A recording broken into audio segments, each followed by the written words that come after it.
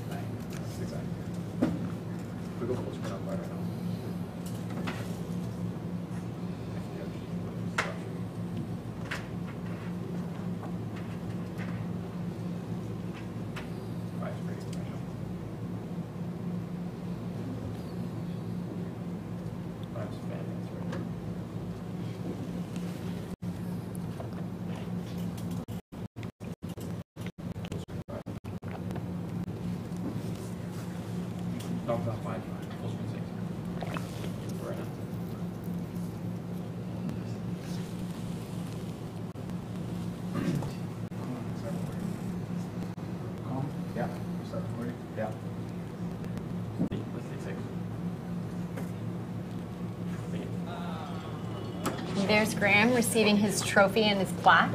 I think we'll see Graham a little bit later this afternoon as well. He'll be racing in the senior men's double later this afternoon. Great. Hi, Graham. Congratulations on that fantastic win. You really opened it up in that bottom 100 meters.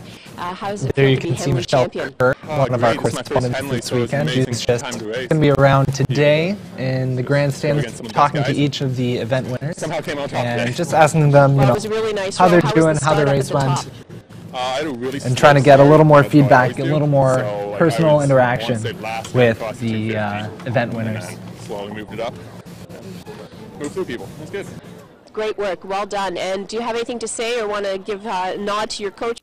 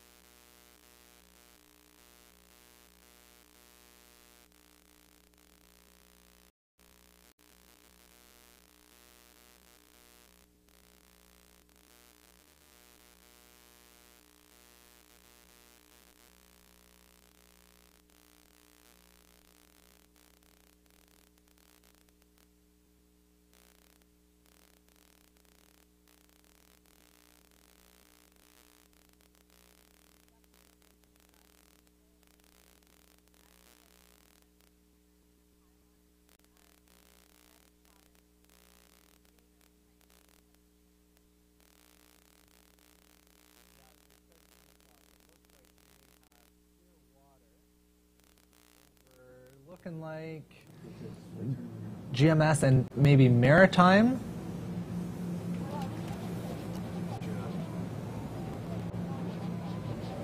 Two U19 guys from Dawn certainly not giving up the fight as well.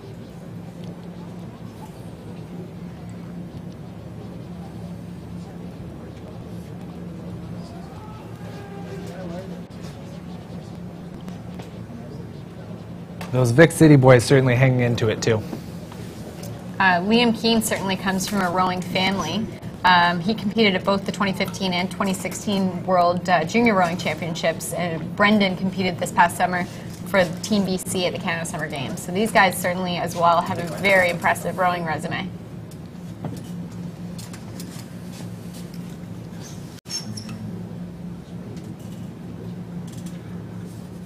And again, it is difficult to tell from these angles, but it does look like Victoria City has opened up on the Ridley Grad boat. Absolutely, and particularly I find in junior rowing, but with anything here at Henley, it's not over till it's over. The buoys have turned red. They're well into that last 250-meter stretch. It's just a number of strokes here.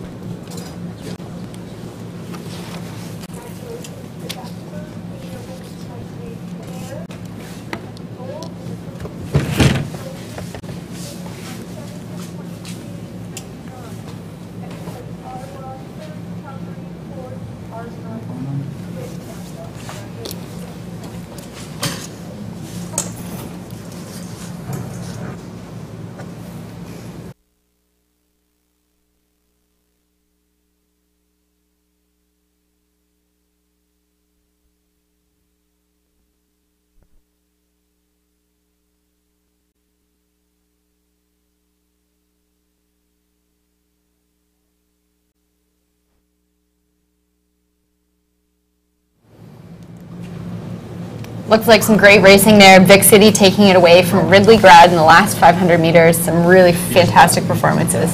Yeah, they really must have thrown it down in the second half of that race in the bottom 1,000. There was a strong performance by Ridley for the first 1,000, but Victoria City certainly by the third 500 meter was in a strong command and held on to that all the way through to the finish. So again, that was Liam Keane and Brendan Wall of Victoria City winning the under-19 men's double, again unofficially.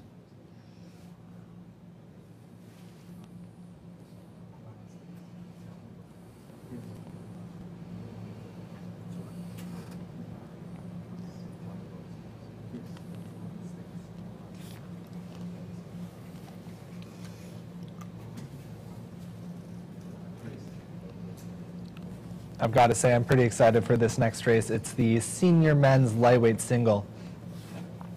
These athletes, 6 athletes here, they'll have weighed in at 72.5 kilograms or less. Early this morning, I believe scales probably closed between 9 and 10 a.m. So if they had no other racing, they've had all day to recover. If they did have to race, well, they would have had to balance that with their weigh-in and with their recovery since then. Yeah, these guys will be racing for the Claude Sandy Saunders Trophy. Claude was a member of the Leander Boat Club in Hamilton for over 70 years. Certainly a name that we're probably all familiar with in Ontario rowing. He was a stroke man of the Canadian 8 at the 1936 Olympics in Berlin. He was also the spare in the 1948 Olympics. Claude spent 34 years as the president of the Leander Boat Club, as well as 40 years as chairman of the Henley Regatta. Claude was the first Canadian to hold a FISA referee's license. He received the Queen's Silver Jubilee Medal in 1977, was inducted into the Canadian Sports Hall of Fame in 1982, Hamilton's Gallery of Distinction in 1993, and the Hamilton Sports Hall of Fame in 2010. Last year's winner was Sheldon Harris from UBC. He won by less than 2 seconds over Calgary in this event. Should be interesting to see Joshua King in lane 4 if he can repeat his performance today as he did yesterday. I believe he won the senior men's single yesterday. Absolutely. Josh came through, won the heavy single yesterday. He's already got 1 Henley medal. I'm sure he's looking to make it 2, but the rest of the guys in this event are not going to make it easy.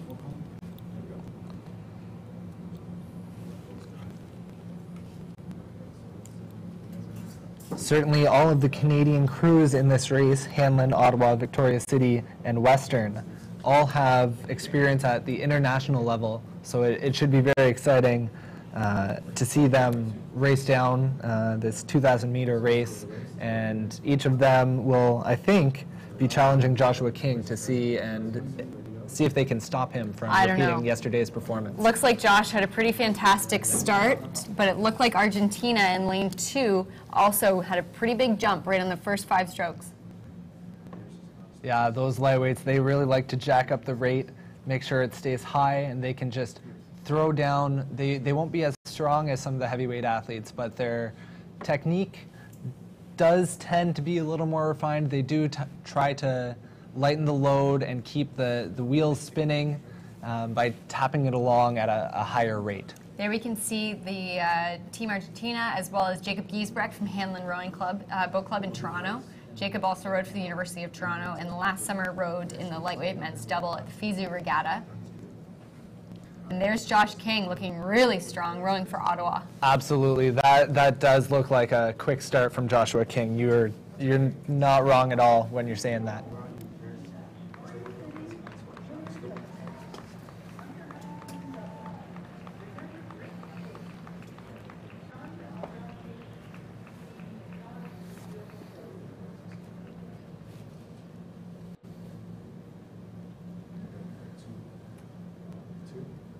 The athletes just coming through that first 500-meter mark, and now we'll get to see who's actually in the lead. It looks like a really tight race between Josh King and Pablo Lizondo from Argentina. Yeah, it looked like Josh took a second there as he crossed that 500-meter mark to look out and see just how much Argentina is taking him by.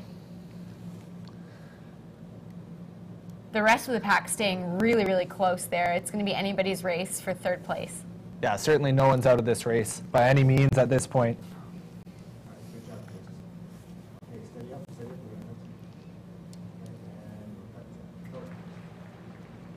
It's a tricky thing to balance there. You talk about Josh having taken a quick look over. You need to be aware of where your competitors are, but you don't want to let yourself get caught up in worrying about the other boats. I'm sure all these athletes competing at this level, with the experiences that they have, they know that, they're well trained.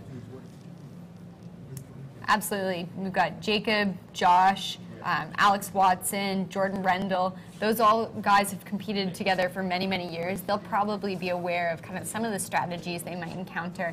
But we also have Club España and Argentina who might be unfamiliar to them.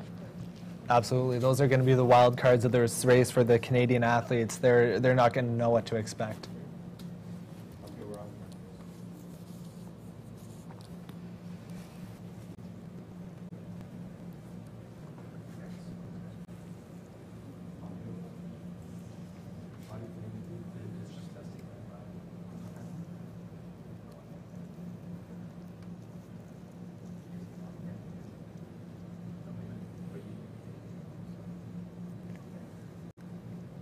Feel confident that you were going to win that race. Nice wide shot of the field there. From this angle, of course, it looks like it's still anybody's race.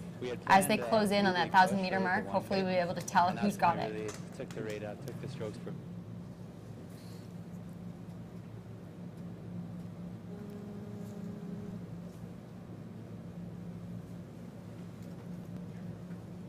Yeah, just passing through the 1,000-meter mark. The race is now halfway over for these athletes.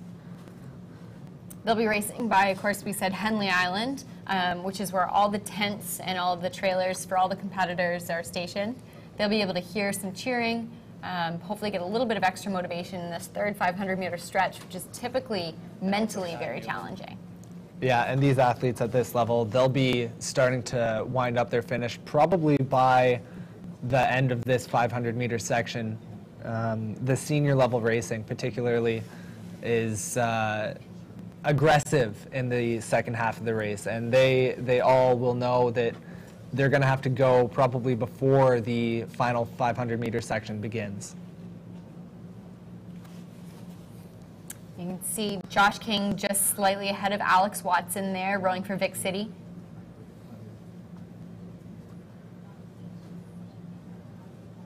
As the camera pans out again, we'll be able to check in and see who's the current leader.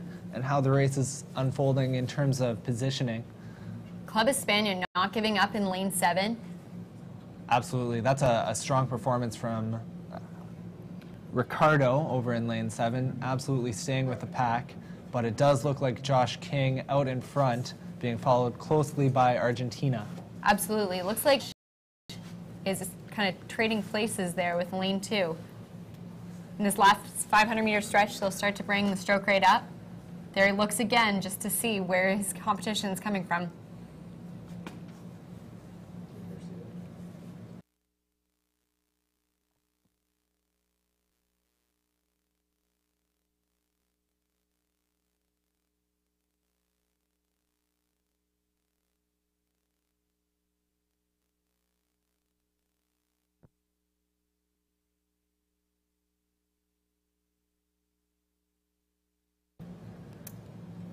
This is a great shot right here. You could just see the look of pain on Jacob's face as he's starting his finish, and you can also see in the background Josh really making these long strides away as he finishes up the last couple hundred meters of this race.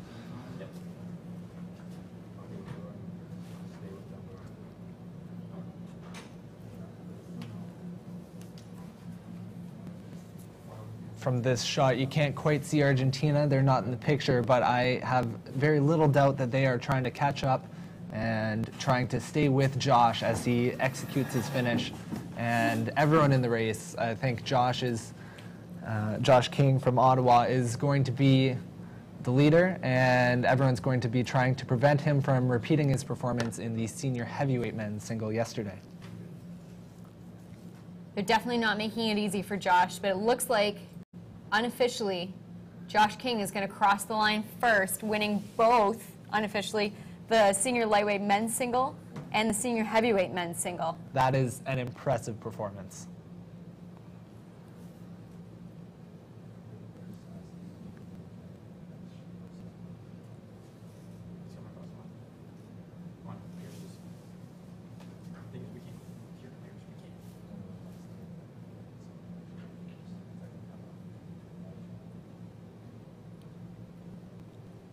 Definitely exhausted there. Looks like Josh put everything he had on those 2 sticks.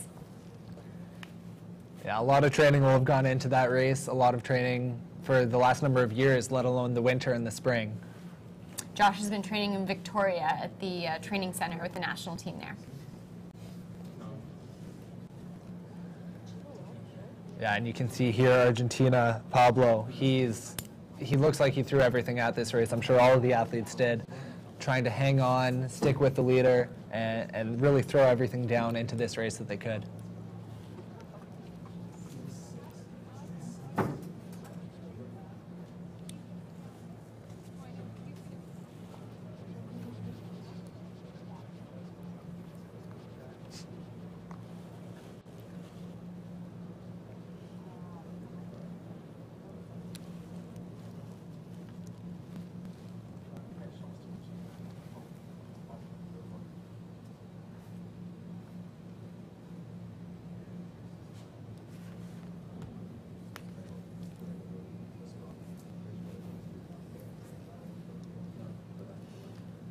Up next, we can see in the gates, there is the under-23 women's 8.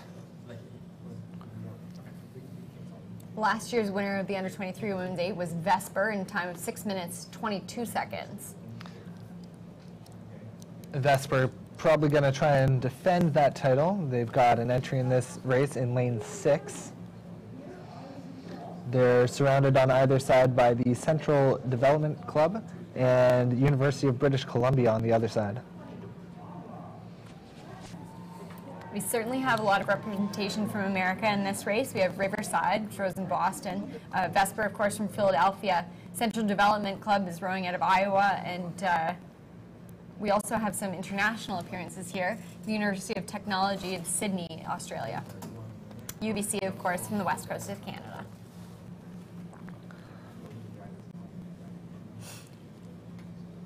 These women will be racing for the Jeffrey Barron Taylor Memorial Trophy. The trophy was first dedicated in 1923. Jeffrey Barron Taylor competed for the Argonaut Rowing Club in Toronto. In 1908, he stroked both the Canadian 8 and 4 to bronze medals at the London Olympics. Taylor was a lieutenant in the Canadian Infantry with the Central Ontario Regiment. He died on April 24, 1915, at the Second Battle of Ypres in Belgium.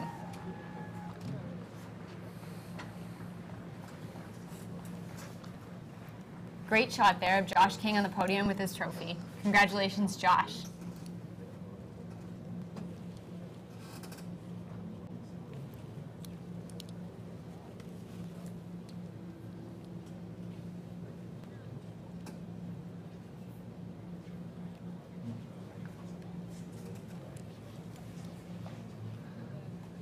Just as we're waiting for this under-23 women's 8 race to get underway again, Craig Pond, the coach of the University of British Columbia program, World Rowing this year has been releasing a series of articles about university rowing programs in different countries, and today, of all days, they released one about the Canadian University Rowing Association, and Craig Pond was in that article, in that interview, as was Dan Bouchard of Western Rowing, and they were just discussing the strengths of the Canadian University Rowing program and how it has done an excellent job of taking athletes either from the club level that we're seeing at the Canadian Henley Regatta or athletes that come in as novices at these universities and developing them into international caliber athletes. Great shot there of Riverside and University of Technology Sydney battling it out in lanes 2 and 3.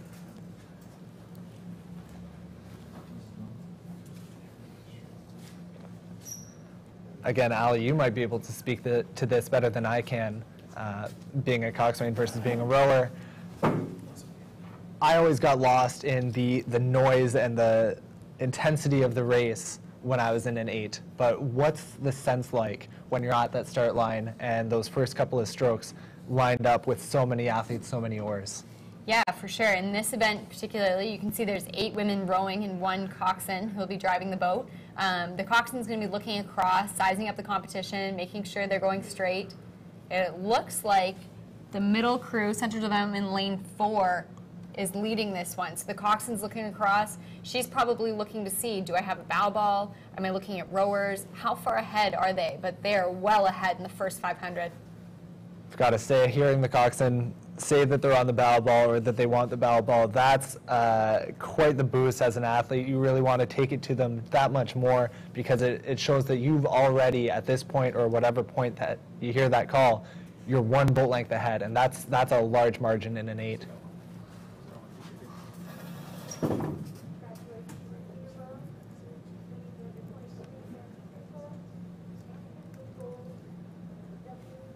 Great shot here, just seeing the back of I think that's the UTS club, as well as the Central Dev leading the pack right now in their bright yellow colors. Now, 2 of the athletes in lane 5 in the UBC crew yesterday won the under-23 women's pair, so they know they've got a great engine in there as well. Nobody's going to be giving up. Certainly anybody's race, but still looks like it's being led by, oh, maybe Riverside, giving them a little bit of a run for their money. Yeah, you can never discount lane 2, particularly on a day like today where the wind is kind of equally favorable to all the clubs, all the lanes.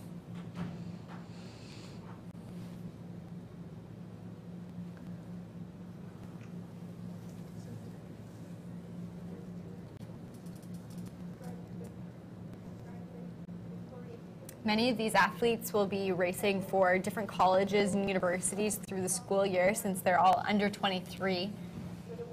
So while they might be racing together here at Canadian Henley, come September or next spring, they could find themselves competitors.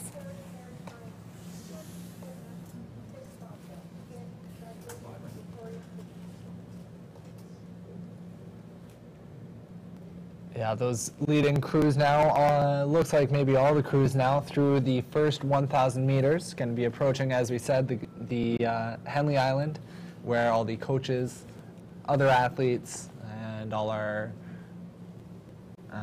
vendors will be spending their time. Central Development looking really strong. Easy to see them, and they're bright yellow. Yeah, you're not going to be missing them out there.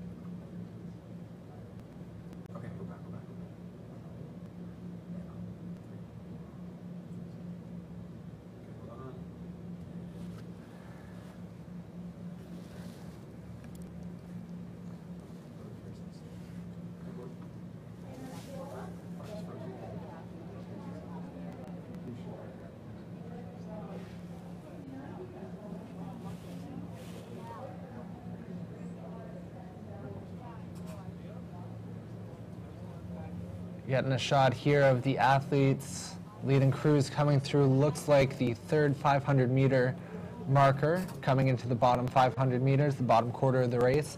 And in a senior 8, women's 8, they are going under 23 senior, as you said, senior B athletes. They're really going to be starting to throw themselves at this race. Everything that's left, emptying the tanks. Yeah, this is where I think people really start to rely on their coxswain. She'll start coming up with something to really get the crew motivated, get them fired up, you know, almost like pressing a magic button. How can I get a little bit more out of my crew and edge myself ahead of the crews on either side? It's funny, no matter how much pain you're in, when your coxswain asks for a little bit more, doesn't matter how tired you are, how much pain you're in,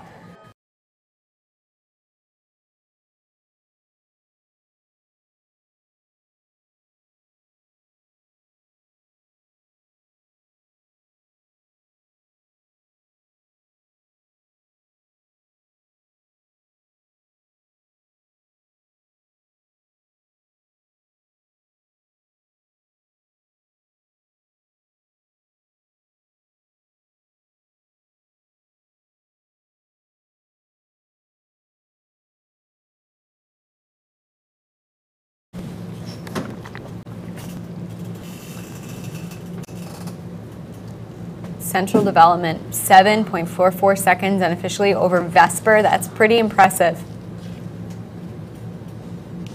Yeah, and it's not like that Vesper crew went slow by any means. They were pushed that 0.14 unofficial seconds ahead of University of British Columbia, so that was a very tight race for second and third place. Of course, operating on 10-minute centers here, it gets a little bit crowded in that bottom section, particularly when we've got a bunch of 8s side by side by side. And there's really not a lot of space, as you just said, between the finish line itself and where the course itself ends. So once you get those 8s down there, again, you probably know better than I would, having to steer them, that it's pretty crowded.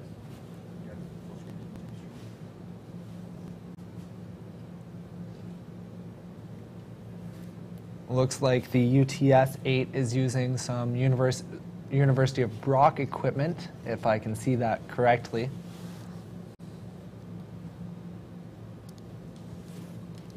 I think it's really exciting when we get international entries who decide to come up and visit. We definitely hosted some other Australian teammates from University of Sydney, and they came up and rode in London for about a week prior to the Canadian Henley. It is always exciting to get those international crews here.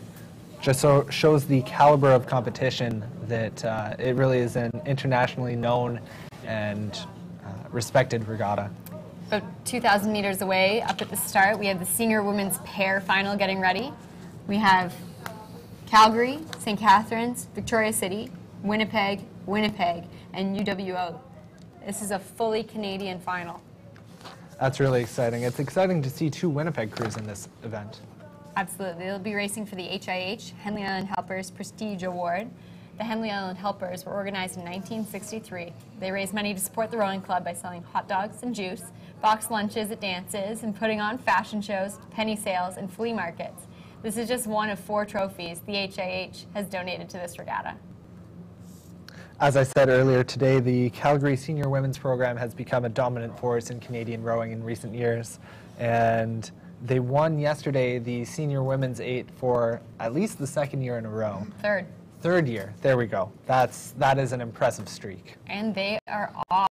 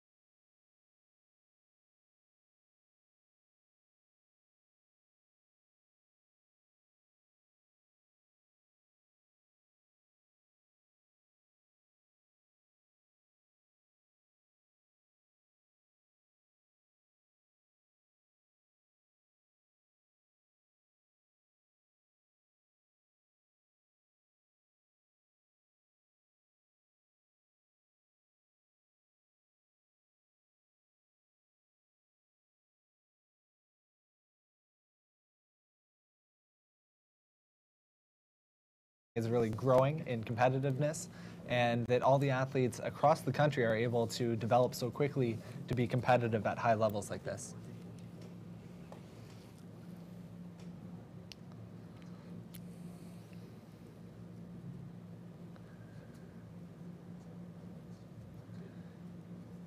Looks like that's the University of Western Ontario outside in lane 7, Marilise and Darcy, and they actually both raced at FISU in the women's 4 in 2016. Great shot there of the girls from Iowa Central Development Club receiving their medals together on the podium. Great job, ladies.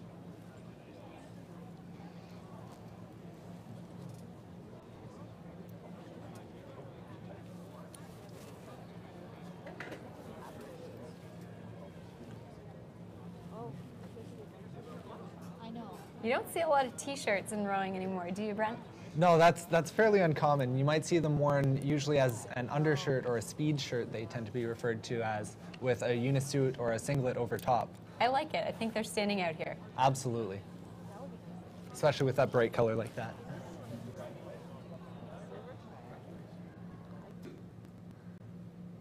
Again, University of Western Ontario Boat Club and Winnipeg right beside them. All these athletes trying to get the longest stroke they can, really reaching out, pivoting around the pin, trying to make sure their strokes are as long as possible. Now in the tailwind, it does tend to make your boat feel a little less set up, a little less stable. These guys will be working really hard to make sure they get as many good strokes as they can in.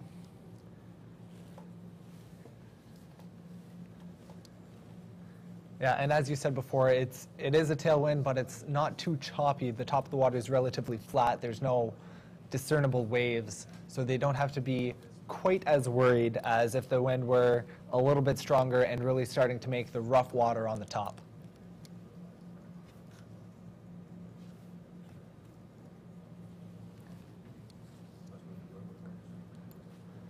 Good shot there, Victoria City. Roxana and Michelle really looking strong, moving the boat well together.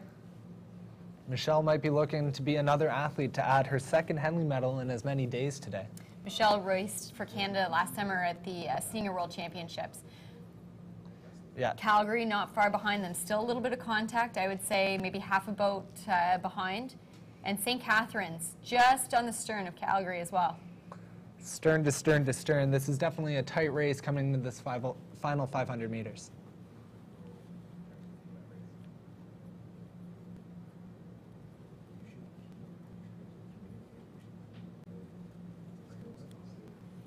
All of these girls are experienced senior athletes. This will not be their first time at Henley Regatta.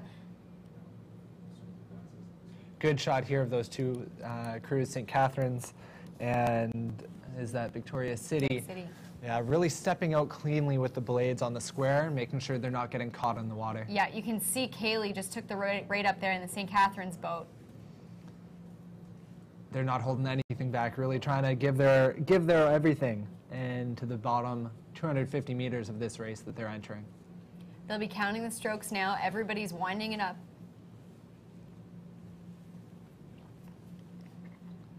As we saw coming across that 1,500 meter mark, Victoria City was leading the way, but the race is certainly tight enough at this point that anyone could make a big enough move and take it back. Looks like Emma and Rianne in lane 6 from Winnipeg are also right in there. Absolutely. Both Winnipeg clubs are still pretty tight in there. But Victoria City not giving anything up. They're really reefing on those oars and giving every inch of power they've got left. And as they approach the finish line, it does look like it's going to be Victoria City. I'd say Vic City by a length over top of Winnipeg. The Gauthier sisters, Casey and Kaylin.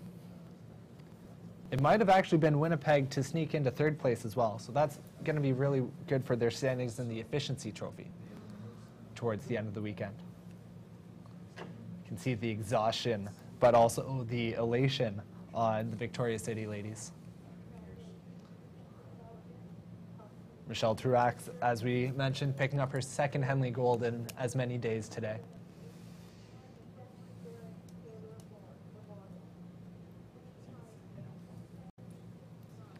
There you see the athletes wishing good race to all their competitors, which is an absolutely fantastic display of sportsmanship.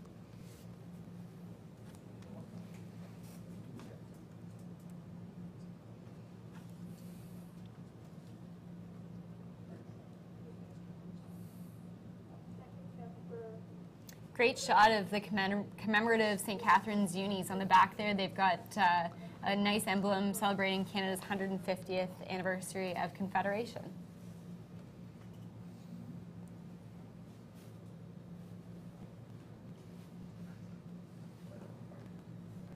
It does look like the shell that the St. Catherine's athletes just raced in is the Kathy Licky Boys, who's a local athlete and a former Olympian.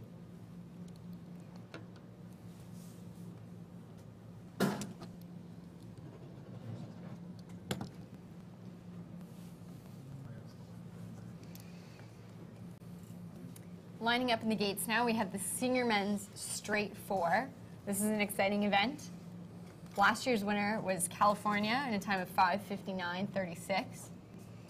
And we have a California entry today in lane 7. Absolutely. I'm sure they'll be trying to keep the trophy at their club. We have St. Catharines, Mendota, Henderson Development, UWO, Edinburgh, and California. These guys will be racing for the Maurice J. Carroll Trophy. It was donated in appreciation of his contributions to rowing. In 1926, Maurice actually worked in a liquor dispensary in Ontario.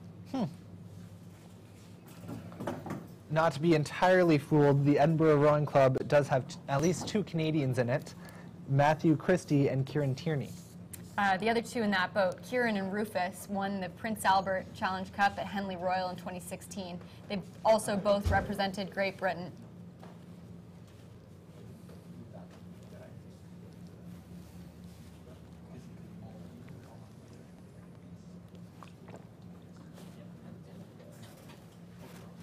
And they are off. Yeah, the Prince Albert Challenge Cup in English Henley Royal Regatta is a coxed 4 event for university crews. So those athletes from Edinburgh will absolutely be used to a 4-man boat and will be ready for this race. Great shot right there. You can see St. Catharines in lane 2. One of the members of that crew, Jacob Thomas, actually rowed 50 kilometers last year, or 2015, from Port Dalhousie to the Argonaut Rowing Club in Toronto in support of the Hospital for Sick Kids. It's quite the achievement. I had the pleasure of meeting some of the guys from the Mendota crew in lane 3 at a coffee shop this morning. They're all really young guys, under 23s, and during the year they actually raced for their University of Wisconsin. Yeah, Mendota always does make a strong showing at Henley Regatta. I believe the guy in 3-seat in that boat just learned how to row a couple of months ago, so it's probably very exciting to be in his first Henley final. That is a testament to Mendota's, again, development to be able to go from being new to the sport and competing in this final so quickly. Absolutely. Right beside them in the red boat, we've got Henderson Development. They row out of the Northeastern Boathouse in Boston. And beside them, just about a length behind, you've got UWO. Andre and Bowsey raced at the 2016 Under-23 World Championships in the coxed 4, whereas Ryan, Braden, and Nash all started rowing as novices at Western. Ryan, Braden, and Nash also, along with a couple of these other athletes, will have raced just about a little over an hour ago in the U23 men's pair races that were coming down just before we started our broadcast. Nice shot of Michelle and Roxana on the podium receiving their trophy and their plaque. They don't get to keep that trophy, but they get to keep the plaque. You can see here the commemorative medals that we have for the 135th Canadian Henley Regatta. They have a different ribbon and a slightly different design than the usual years, so I'm a little jealous I didn't race this week. That's assuming you'd win.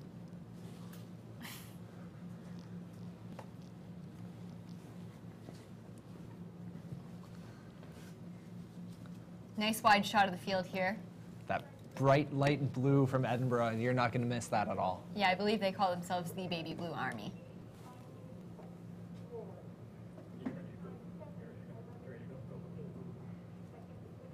Edinburgh certainly looking very clean with their blade work. Very And I understand, together. Michelle, you won the race yesterday, first race of the day, final? Yep. Excellent. Now, what does the rest of the week look like for racing? Is this it for you, or do you have any other races? No, we have a champ pair tomorrow. I have a dash, and she has a double. And the champ pair with And we have the champ pair together. Excellent. And how's the season been going? Have you been rowing in this combination all season? Somewhat. You can take it. We're relatively new together. We met just this spring, I guess. Came in June. Yeah. And we were quite rocky for the start. We tried different combinations in stroke and bow. I actually row starboard, but I learned to row port to row with Roxana. And I only row starboard, so that was great. Well, the combination worked, and congratulations, and we hope to see you back up on the podium again. Thank you so much. Thank you. Bye-bye. Pardon? You're on the line. I know, I was on the line. I'm thinking they're going to... And you know what? The other thing with the problem Coming through, looks like the third 500-meter mark. Again, you can see that really standout color of the bright light blue Army, I think that was. Baby blue. Baby blue. Baby Oh, blue. my bad. Again, you see the Canadians, Matt Christie and Kieran Tierney in bow pair. And then we're going to pan through and see the rest of this race coming in. Henderson not giving up either. It looks like they still have contact with Edinburgh. And University of Western Ontario and Mendota definitely still in this race. Henderson leading by a half a boat over Edinburgh and going into the last 500 meters. Not a lot of time left in this race. As you said, last year this event was over in less than 6 minutes. So about 1 minute, 30 seconds, maybe a little bit less, given the quick conditions out there today.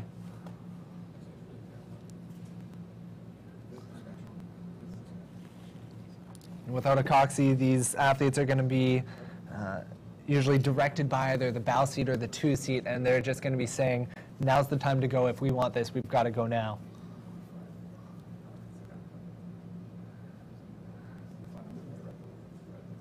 Good shot of these two American development programs right here. Yeah, you can see the stroke man from Henderson just putting his head down, every once in a while taking a look out to see how far ahead they are. And is it going to be enough? Certainly from here, looks like it's going to be somewhere between Henderson and Edinburgh once we even out the rest of the shot.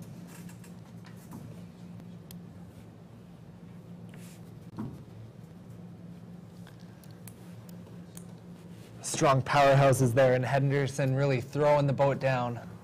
Yeah, it looks like they're really winding it up here. And we just can't quite see Edinburgh. Oh, there they are in the picture now, and it does look like it's going to be Henderson through the line. With a little bit of overlap, I would say. Still about, maybe a deck, a canvas from Edinburgh in second.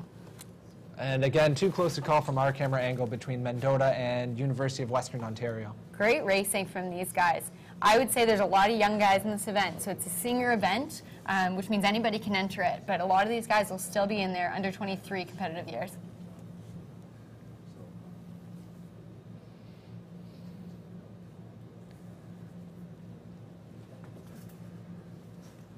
Again, like the last race, you can just see the athletes congratulating each other, thanking each other for such a competitive and cleanly contested race.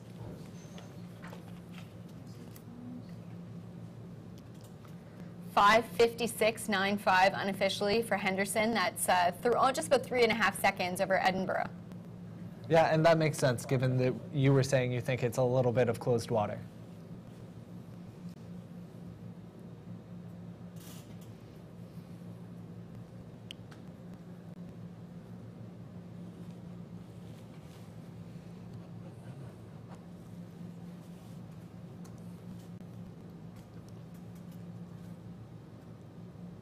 The crew from Henderson also wearing t-shirts today. If I were superstitious, I might think about throwing on a t-shirt for my race too. Are you superstitious, Allie? Might be.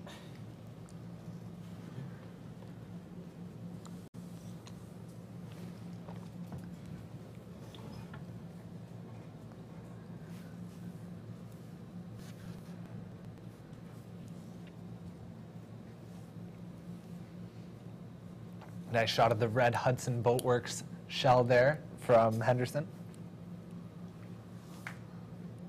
Of course, as soon as I said that, they kind of floated out of the picture.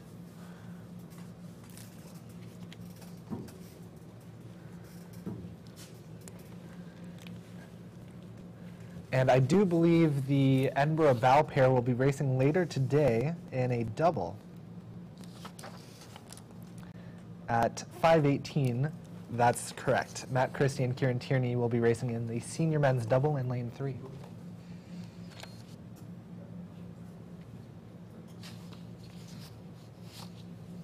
In the gates right now, we have the senior men's 64 kilo coxed 4.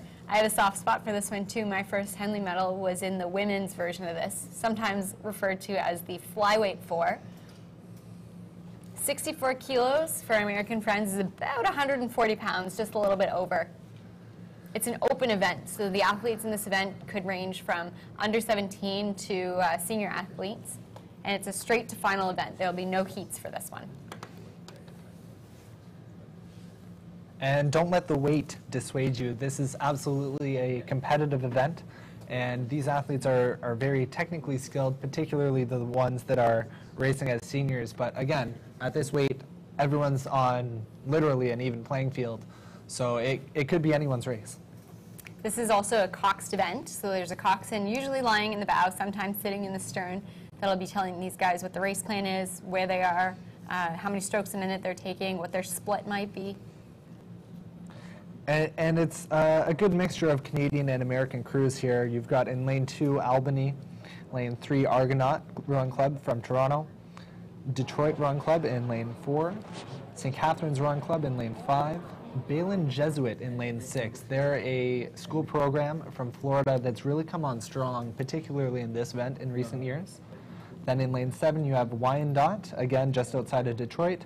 And finally, rounding out the race in lane 8, it's South Niagara, another fairly local crew based in Welland. Balin Jesuit did win this event last year in a time of 6 minutes, 42 seconds. And these guys will be racing for the Ted Nelson Trophy. Ted Nelson was president of the St. Catharines Rowing Club in 1948 and 1949. In 1955, he was instrumental in the acquisition of Reed's Island, which we're sitting on right now, Henley Island. Ted worked tirelessly to ensure the Henley course was up to FISA standards, which allowed the North American Rowing Championships to be held here in 1967. For his efforts, he was awarded the FISA Medal of Honor. Ted was course chairman for that regatta and the World Rowing Championships in 1970, which were also held here in St. Catharines. And fun fact, the World Rowing Championships this year, 2017, will be held in Sarasota, Florida. So maybe the Balin Jesuit athletes will be able to go see it. It's actually the first time this millennia that the World Rowing Championships will be held in North America, and the last time they were held, 1999, here in St. Catharines. Definitely makes it easier for us as spectators to have it in the same time zone. That's going to be a fun change. Great shot of Henderson with their t-shirts, taking home their trophy, medals, and plaque. Excellent work to those gentlemen.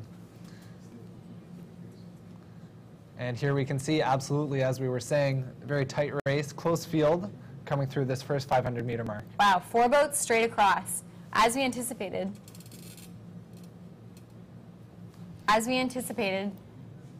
because of the weight limit and restrictions on this event, it should be pretty close. Yeah, it does look like St. Catharines just has maybe half a boat to 4 seats ahead over Balin Jesuit and Detroit Rowing Club. But certainly anyone's race this early in the event. Definitely. 7 boats and everybody's still in it.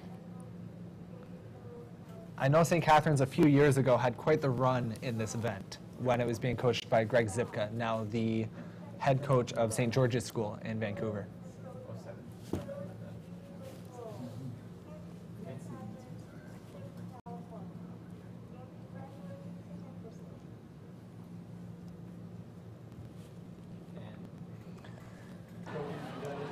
That St. Catharines crew. Congratulations, Henderson.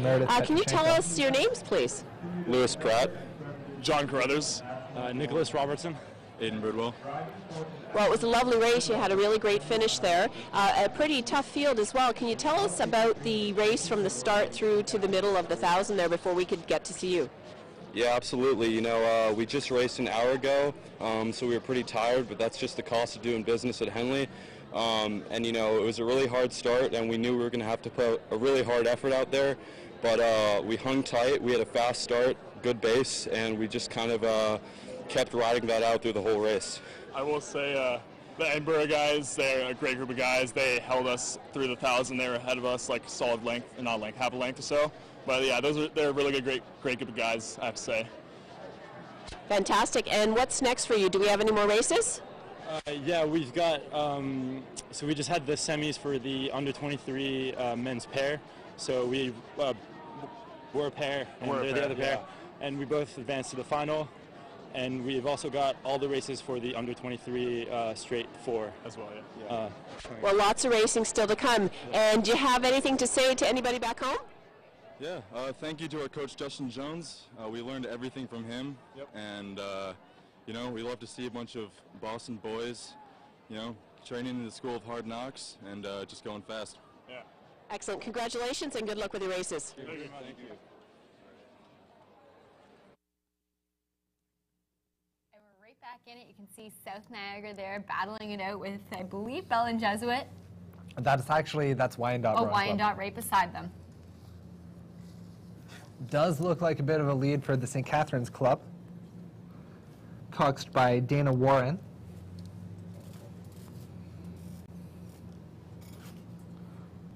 Yeah, St. Catharines looks like they're striding away from the rest of the pack here. A little bit more each stroke. And again, as I was saying before we cut to the grandstand, they're being coached by Meredith Petrochenko, who I believe is the under-17 men's program coach for this summer for St. Catharines.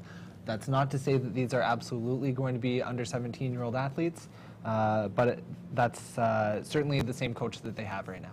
They definitely look like young guys. Yeah, coming through this third 500-meter pylon, and it does look like a very dominant performance by St. Catharines right now. See this shot, they're pretty clear of the other competition. Absolutely, just starting to walk away a little bit more. Detroit holding on to that second place position, probably going to make a push and see if they can challenge St. Catharines.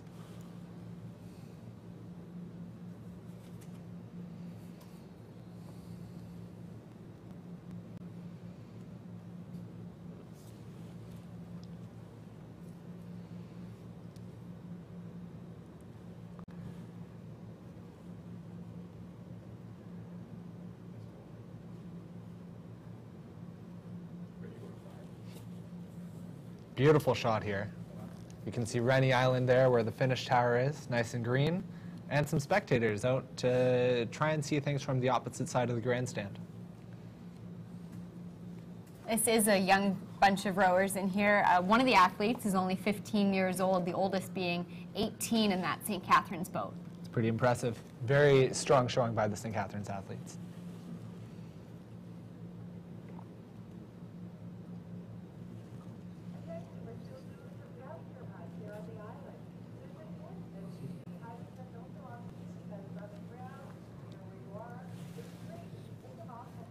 Does look like the sky's clearing up a little bit. We were overcast for the middle bit of the day, but it does look like the sun's peeking out not only in our stream, but outside the window that we can see.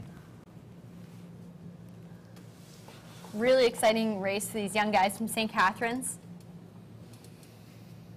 They took control of this race early on, did not let go. Looks like they'll cross the line first. Congratulations to that local crew, and they're very proud of their accomplishment, celebrating there by slapping the water, and they look pretty tired. A nice pat on the back from the coxswain Dana to her bowman.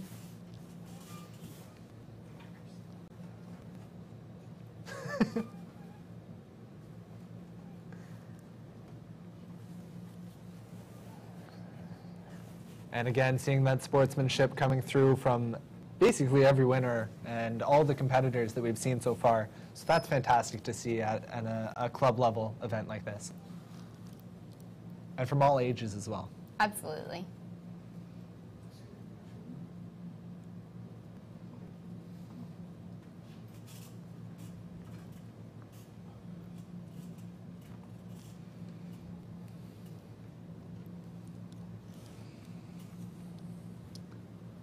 Up next in the gates, we have the under-19 women's double.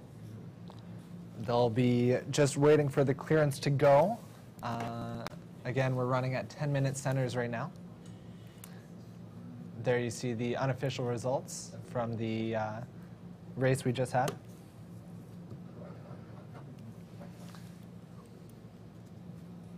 In the gates of the under-19 women's double, we'll see crews from Ottawa, Calgary, St. Catharines, Conshohocken, I think that's right. CRI, and City Island. I know the ladies at the Control Commission struggle with that one too. I'm on your same page.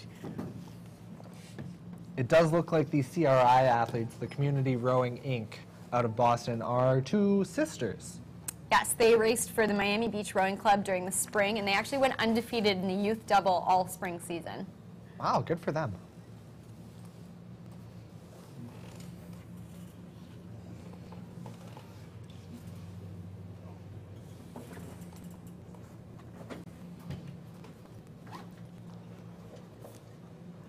Now, in the last event, you were talking about the trophy win, or the person for whom the trophy is named, having contributed to the St. Catharines Rowing Club course, meeting FISA standards, which is interesting given that the Henley Royal Regatta, for which Royal Canadian Henley is named, is one of the few major courses that actually does not conform to FISA standards.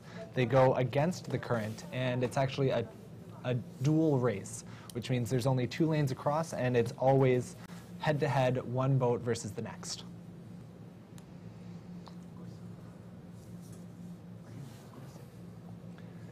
And I can tell you from personal experience that going against the current makes it a very different race. Not only is it a little bit longer than the standard race of 2,000 meters at Henley Royal Regatta, it's 2,112 meters. So that combination of extra distance and going against the current really does change your race plan. Absolutely. I'll take a fast day with fast current and a tailwind in St. Catharines. Yeah, me too. Me too.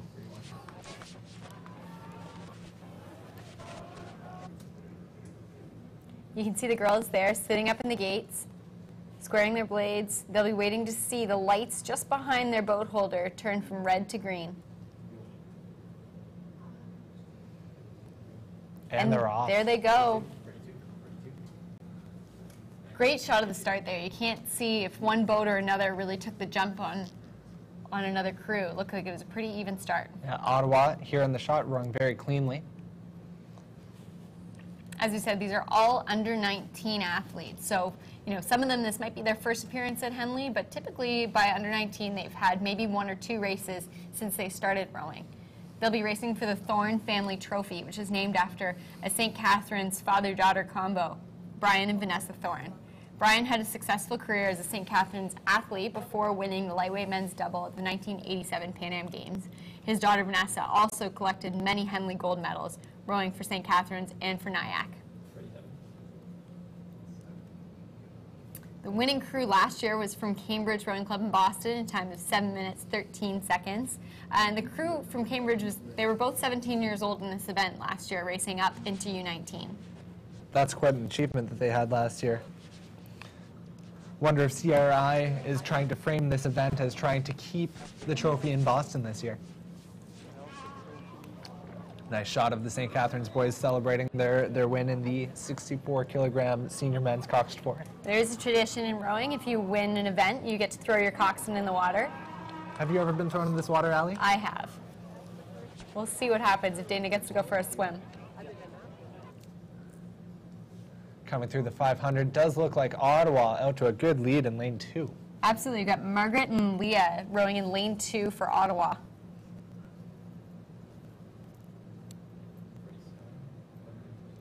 Don't let this angle deceive you. It is a multi-boat race right now, but the cameraman zooming in on Ottawa because they're rowing so cleanly. Absolutely. I know in lane 4, the St. Catharines double, both girls raced for Team Ontario at the Canada Summer Games. Anna also rowed Canamex Regatta in 2015. And together for their high school, they won the junior double at Stotesbury Cup in Philly in 2016. They were also in a quad that won the U17 women's event at Henley. That's a very impressive resume for two relatively young girls. Absolutely. I know when I was coaching, I'd be scared to line up against Emily and Anna. That absolutely would be very intimidating. Good celebration pose there from the St. Catharines boys of the last race.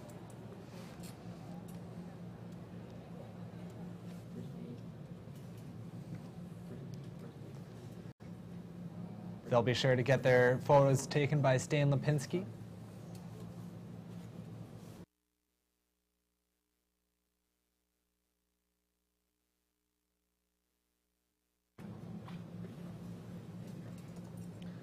That's a beautiful view right there.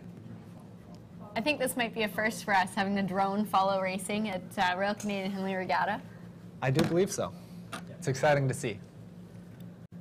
Can really get the scope of the 6 lanes across and what that's like. You can see lane 2 and lane 4 really starting to battle it out. I might even say it looks like St. Catharines just slightly ahead of lane 2 Ottawa. Yeah, it's tough to gauge the distance right now, but I would say maybe 2 seats up, just leaving their bow deck on their stern deck. And followed closely by Calgary as well, so the Canadian crew's really giving a run for it and trying to hold off the American crews in the, I guess, other side of the event.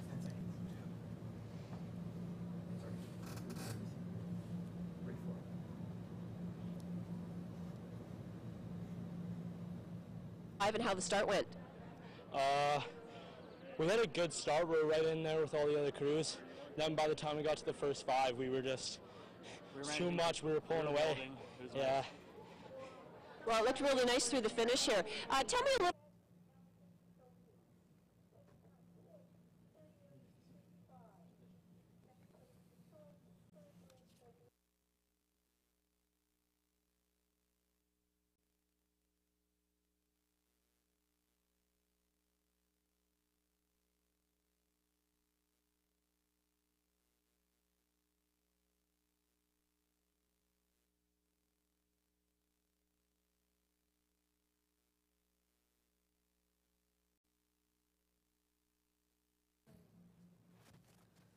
Great shot there of Anna Maloney and Emily Stewart really starting to stride away. Their coach, Mark Walsh, probably very proud. Certainly their pedigree that you were speaking to before we cut away, coming into play here, their vast experience of high-level racing and success at that level. Definitely. And we're sitting just above the boathouses on the island. I could hear whistling, cheering. These girls they're going to be hometown favorites for sure.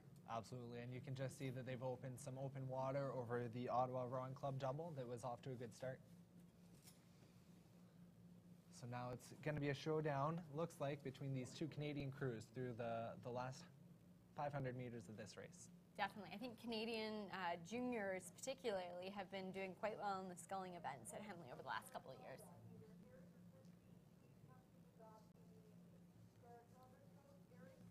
That's exciting to see, as I can remember a time when I was a junior where absolutely the focus was on the 8s and sometimes the 4s, but particularly the 8s. And it's interesting to see how that's developed over the last 10 or so years into focusing more on small boat skills. You can see the wind is definitely picking up a little bit more. Definitely looks getting a little more choppy.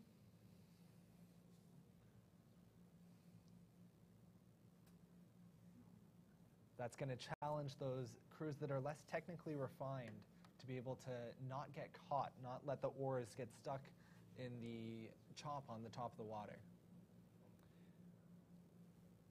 At the end of every stroke, you're going to want to make sure that you're coming out cleanly, making sure that out of the grandstand, presumably some of those local crews. Absolutely. They're going to be going crazy for these girls. There's probably some of these clubs have brought tons of athletes, and they're all cheering for their crew. Anna and Emily taking a quick look out of the boat to check and see where the finish line is, how many more strokes. Not many left, and they're just going to hold off all those other crews as they win the under-19 women's double for St. Catharines Rowing Club. And they've got a nice celebration there where they clasp hands. Yeah, these 2 are no stranger to success, but this is a fantastic achievement. And always nice to win at home, too.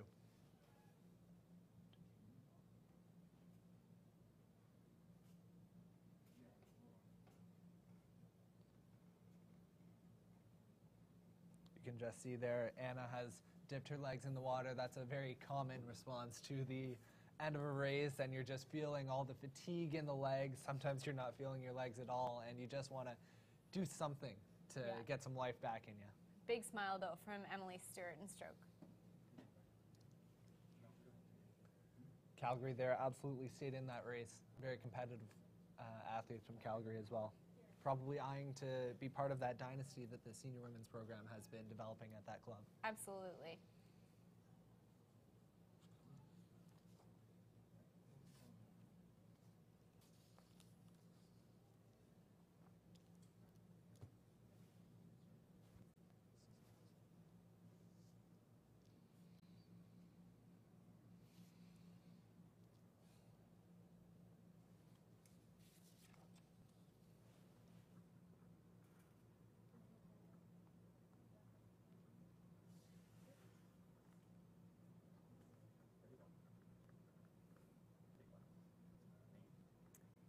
Good shot there of the starting gates. We have the under 23 lightweight men's 4. We have Westside, St. Catharines, Riverside, Westside again, Vesper, and Ottawa. Westside Rowing Club very close by, just a short drive over the border in Buffalo.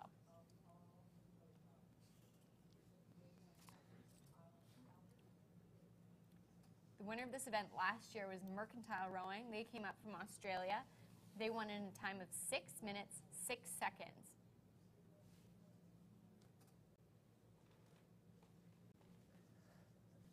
Yeah, being a local athlete, growing up here as a junior, certainly there was some intense rivalry with the Westside Rowing Club athletes because they were at least as quick as the St. Catharines Rowing Club was, and it was always good to race them. It was always a good challenge of how fast you really are. Another great shot from the drone there of the course. That's from beautiful. Up above, it definitely looks like it's flat, but we know as we get a little bit closer, a little bit of a chop in the second half. And you can see there, just before we cut away, you can just see that there's the weeds there that you need to be mindful of, particularly in boats without a coxswain. They're off, though. They're off. They're outside of the red buoys at the start. Those are the first 100 meters.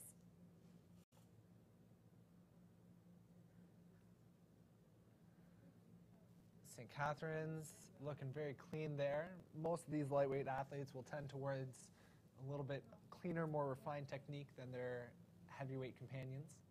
Some of these guys rowing lightweight for Brock University as well. A really fantastic program that's had a lot of success over the years.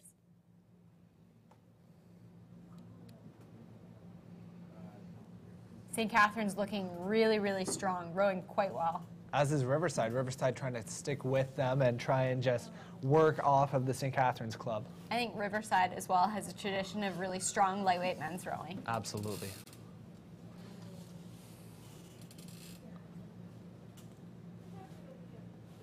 And as they come through this first 500 meters, we're going to be able to get a good understanding of where all these crews actually sit in the race. And it does look like that's the Westside Development athletes up in lane 5 leading the way. These guys will be racing for the Patty Klein Trophy. Patty was a Leander rower. He became the head coach of the Leander Boat Club in Hamilton after the 1936 season. He was selected as coach for the Canadian 8 at the cancelled 1940 Olympic Games, and again 1948, as well as the coach of the coxed 4 at the 1952 Helsinki Olympic Games. His cruise shell was damaged in transit to the Olympics. They would finish, unfortunately, out of the medals that year. Good shot of those St. Catharines athletes, the girls that just won the under-19 women's double.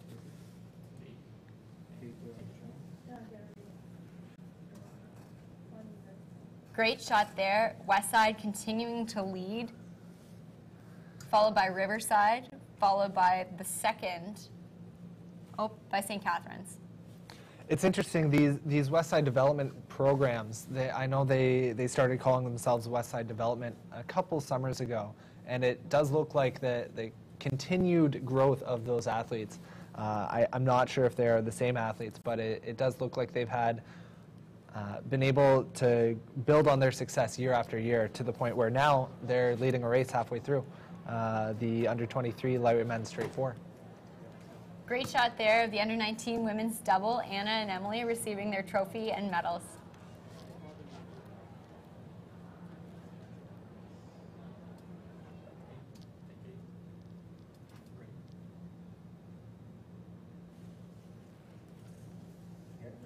At the 1,000-meter mark, Westside continuing to lead. Yeah, it looks like the boats so far in the last 250 meters haven't really changed position relative to each other. Shot there again of those weeds that the athletes need to avoid during the warm-up, else they get caught on the rudder. That'll really slow you down if that happens.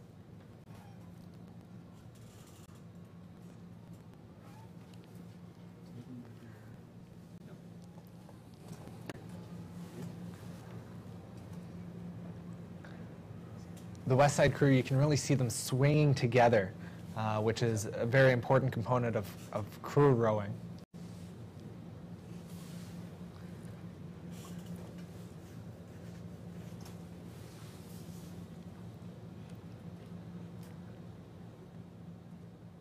And Emily, congratulations. It's been a pleasure to watch you row this season and compete.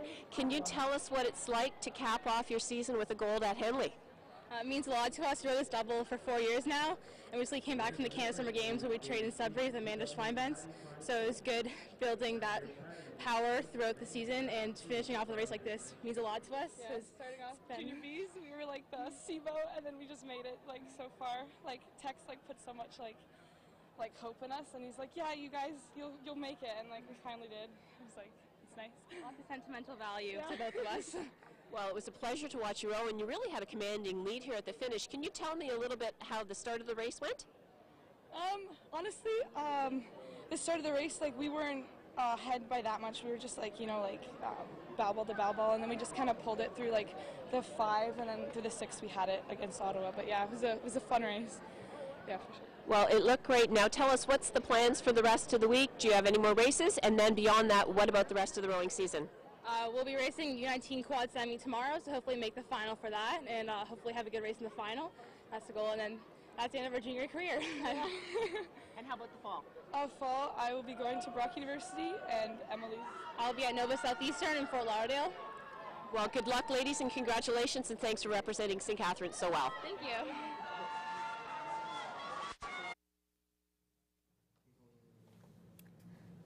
Excellent shot there and quick discussion with the winners of the under-19 women's double.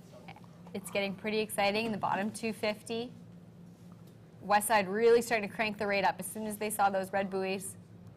It does look like they've opened their lead. Maybe half a boat of open water. Again, tough to tell on an angle, but it looks like they will take the under-23 lightweight men's straight 4 back to Westside in Buffalo. Close finish there. Riverside coming in second. Great celebration by Westside. Those boys are absolutely elated. They really threw everything down into that race, you can tell.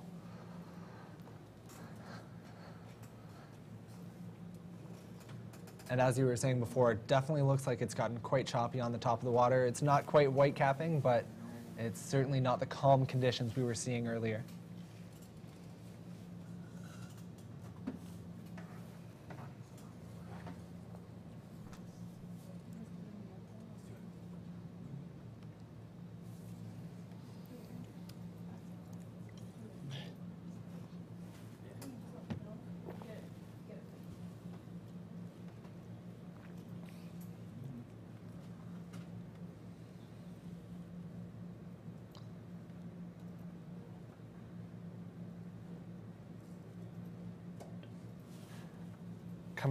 Coming up next, we are going to have the under-23 women's lightweight pair, another lightweight race where the athletes will have had to weigh in this morning and on the morning of any other races that they've had leading up to this. Last year's winner of this event was University of British Columbia in a time of 7 minutes, 29 seconds.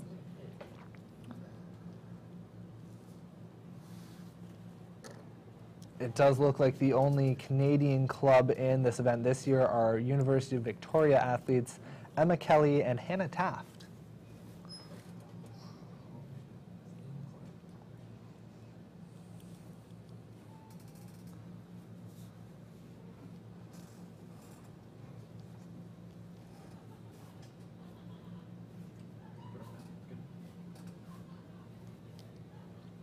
We have Wyandotte in lane 2, UVic lane 3, Craftsbury lane 5, Vesper lane 6, Saratoga lane 7. It looks like one boat is not racing in this event today in lane 4.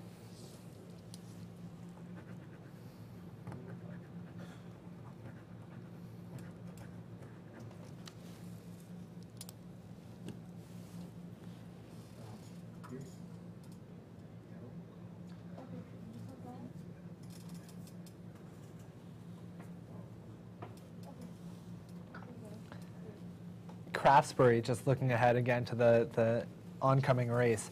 Craftsbury is a development program as well. Very small club, but they've done an excellent job of developing small boat skills and have consistently put out very competitive clubs or competitive crews coming up to the Canadian Henley Regatta.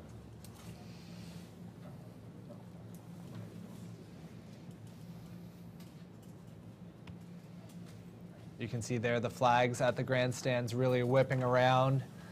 Just goes to show the strength of the tailwind that's ripping down the course.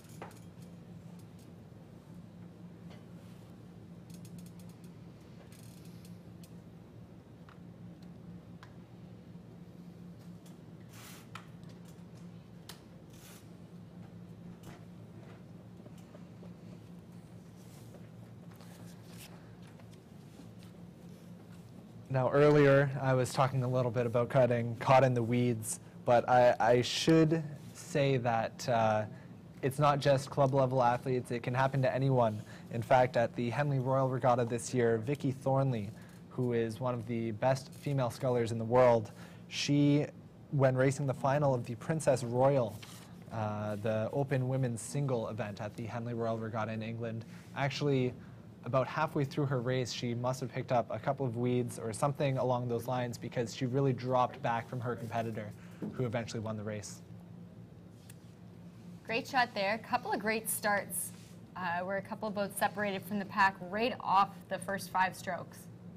Good shot there of the University of Victoria up in lane 3.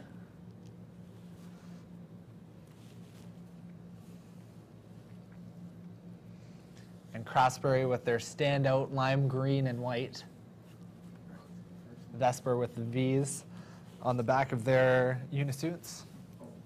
Vesper certainly known for having an elite team, both the under 23 and senior level.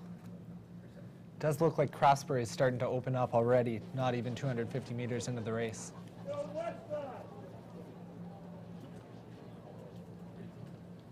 Just seeing those West Side boys being able to step out of the boat, stand on the dock, and really congratulate each other properly now that they are on some dry land.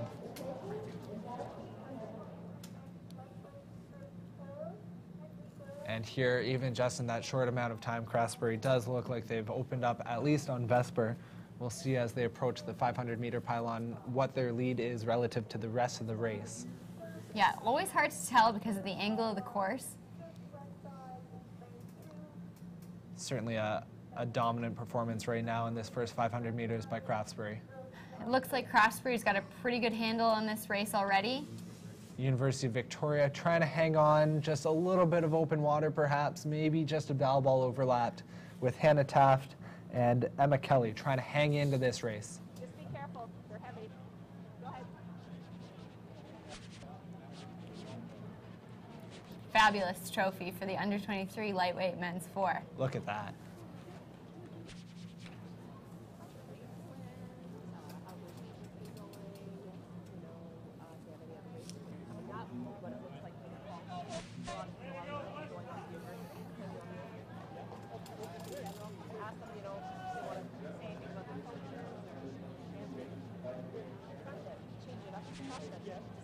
But if when people play it back and they see your third interview, yeah, exactly.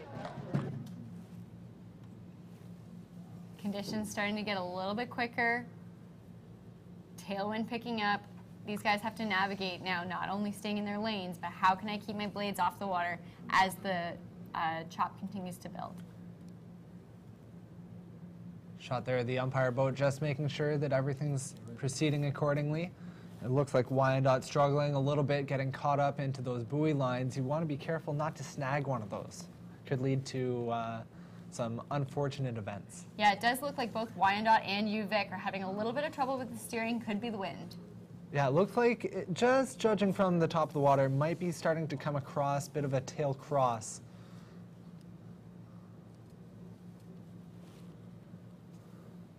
Challenging conditions out there right now.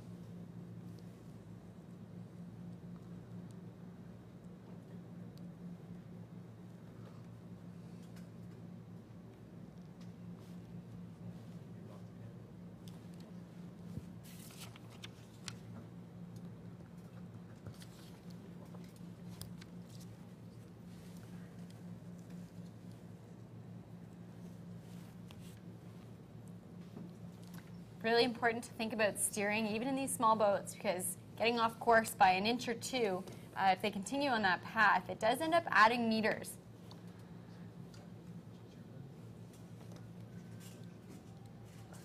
Absolutely. The more you steer, as you said, not only adds more distance to the race, but it can really become this vicious cycle where you need to keep steering and correcting and correcting.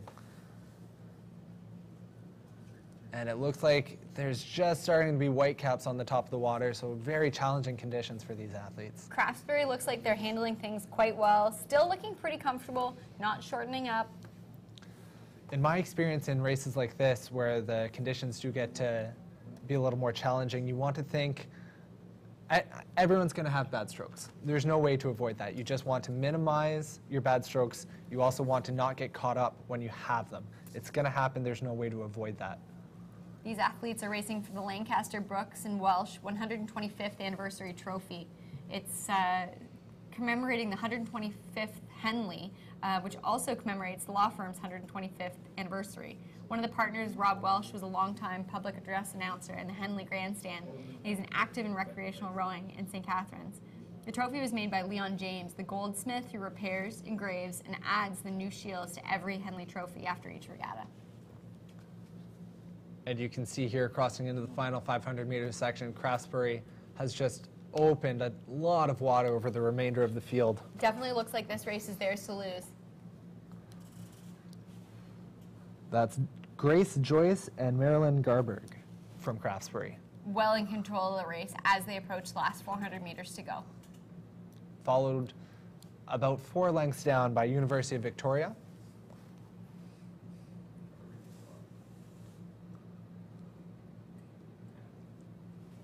Craftsbury just trying to get their blades to stay on top of the water on the recovery, making sure they're not catching any of those waves.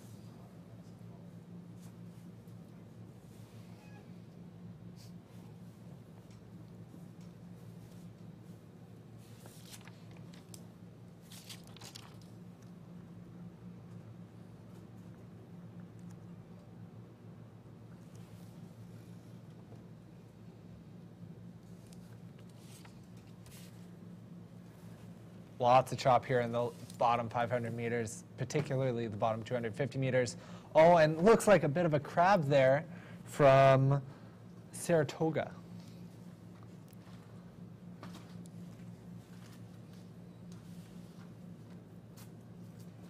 Definitely not the conditions we saw yesterday here at Henley, where it was pretty much dead flat all the way through the course.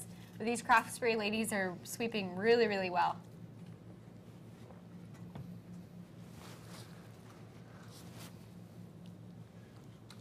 Yeah, you can see here their blades are exiting the water very cleanly, making big circles with their hands, making sure they're not getting bogged down. Oh no, and they're caught up in the water a little bit there.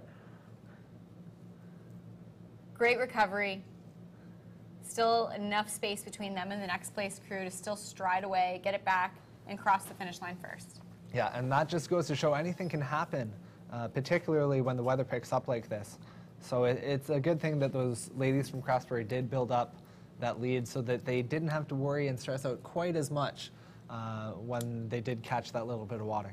Certainly a little bit of panic there, but they were able to recover and get moving again with no trouble.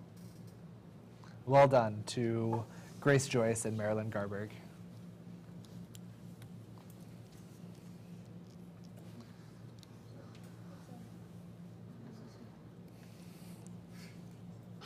these small boat events, again, as the weather's picking up, the umpires are going to have to pay just a little closer attention, maybe be directing the athletes a little bit more than they'd be used to, just so that they're able to prevent the athletes from impeding each other and making sure that it remains a fair race for everyone. At the top of the course, getting into the gates now, we have the senior women's lightweight single.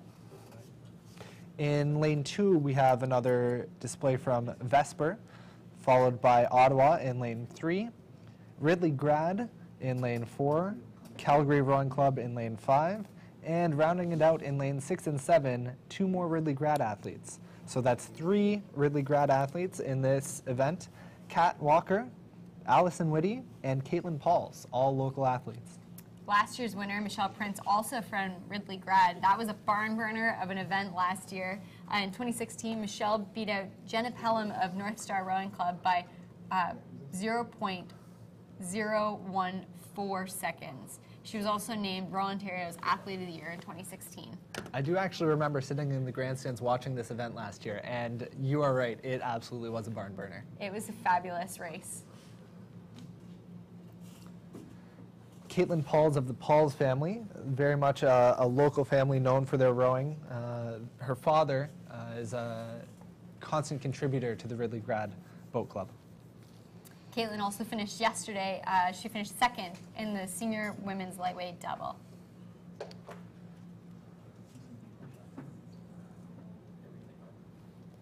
These women will be racing for the Sandra Kirby Perpetual Trophy.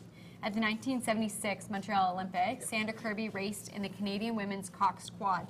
This was the very first Olympic Games in which women were allowed to compete.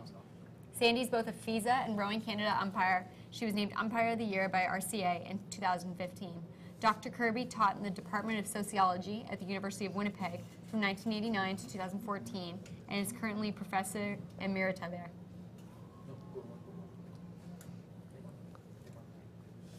And they are off. It does look like the water is a little more calm at the start of the course, which is good for these small boats to be able to get lined up nice and evenly.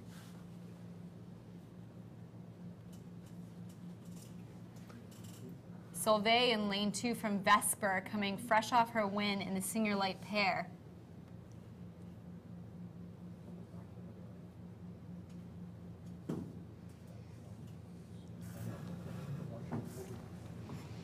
Here we can see Alana Fogarty and Catherine Walker, both Canadian athletes, one from Ottawa, one from Ridley Grad. Alana from Ottawa raced at FISU in 2016.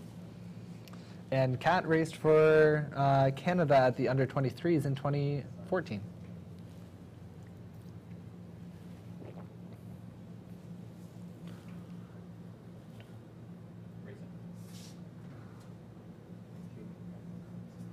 Good shot here of those two ladies battling it out.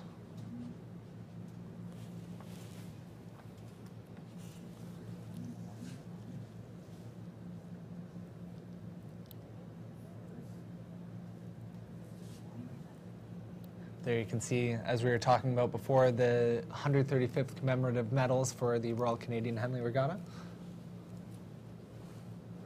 Really nice medal presentation there. Both girls got their medal and a hug.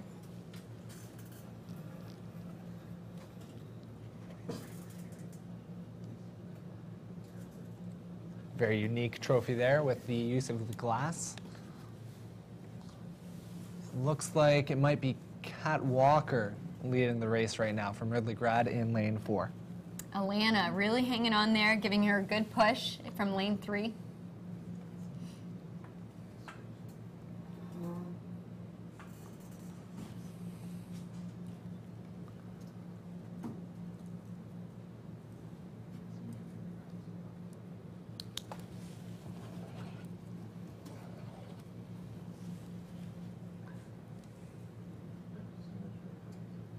Yeah, and you can see here in the second 500 meter is really where the water is starting to pick up and become a little more rough as the athletes approach the bottom 1,000, where I think it's really probably some pretty rough conditions there.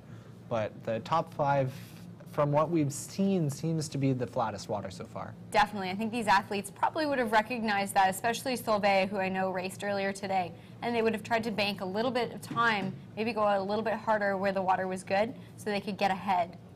Always a smart strategy.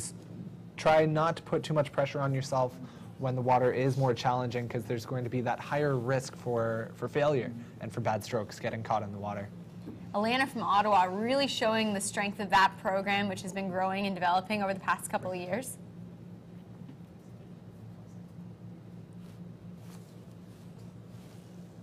Congratulations, ladies, on your Henley gold. Can you tell me your names, please? I'm Grace Joyce. I'm Marilyn Garberg. And how long have you been rowing the pair together? 2 days. Yeah, 2 days. Well, that was a great result after 2 days in the pair. Now, do you normally train together in other boats?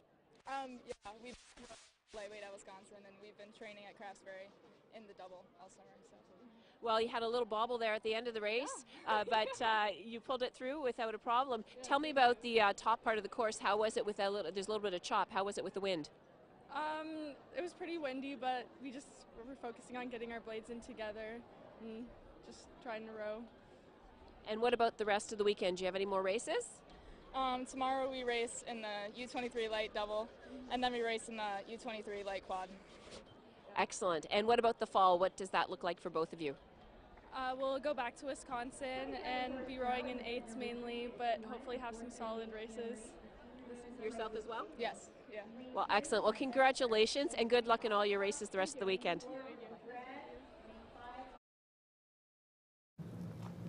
Shot here of the two other Ridley grad athletes, Ali Whitty and Caitlin Pauls. Both coached by Nancy Storrs. And just in the bottom of the shot, you can see some of our volunteers who are helping out in a safety boat, making sure that all the athletes are safely getting from the finish line back to the docks. Kat Walker looking like she's got a bit of a commanding lead. Should be interesting to see how the battle plays out between Kat Walker and Allison Whitty, who I assume are training partners here at Ridley Grad. It's probably a great training environment for both of them out on Martindale Pond every single day.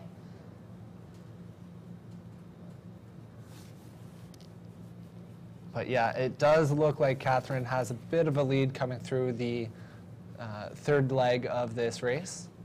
And just as we pan across, we're going to see how much her lead really is.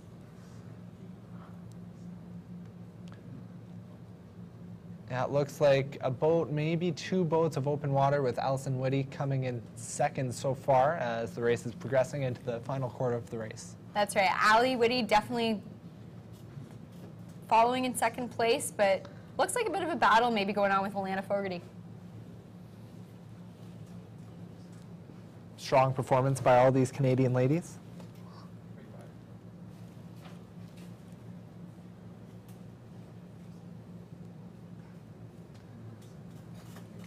Yeah, you can see those two, Alana and Kat, really stepping out cleanly in these tough and challenging conditions.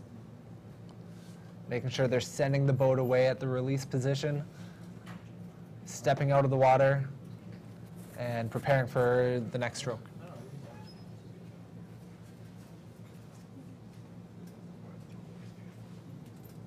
And there we go. Kat's in the last 250. She sees those red buoys. She knows it's time to go.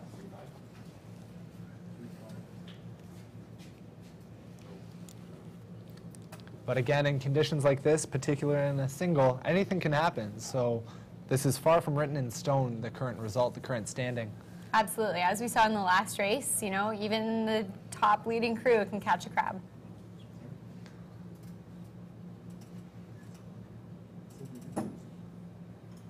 Certainly in conditions like this, it's a balance internally between how hard you're pushing and trying to make sure you're not making any mistakes as well.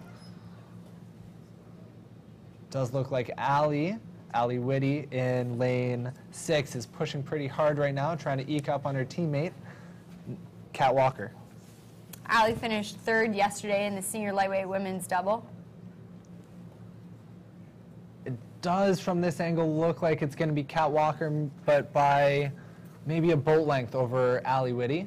And we can't quite see where Alana will have finished from Ottawa, but I imagine it will have been tight with her as well. Absolutely. I think this is really a great performance from Ridley Grad Boat Club right across the board. Absolutely. And again, going to help their standings, having 3 athletes not only in this final, but one winning unofficially and another one in contention for top 2nd or 3rd place. So their efficiency standings are definitely going to get a boost from this final. Yeah, they're racing for gold here, but the clubs are all racing for that efficiency points trophy.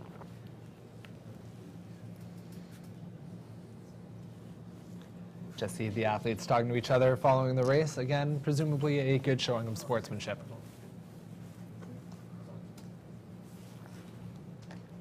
Unofficial times on the screen: Ridley Grad, lane 4, Kat Walker with a 7:35.24, or 7:34.24, which is 2 seconds faster than last year, with Michelle Prince, who, as we were saying, had that barn burner against North Star Rowing Club, Jenna Pelham. Just see Ali and Kat knocking up very closely, having a quick chat, probably congratulating each other, and looking forward to the remainder of the races they've got together this weekend.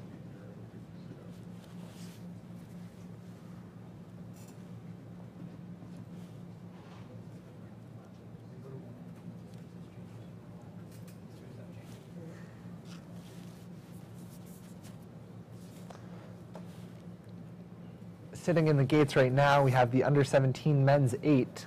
Always an exciting event. Get to see a bunch of young boys really throw themselves into this event. Just yank on some oars. Don't have to think too much. You're in an 8. That's what you've got a coxswain for.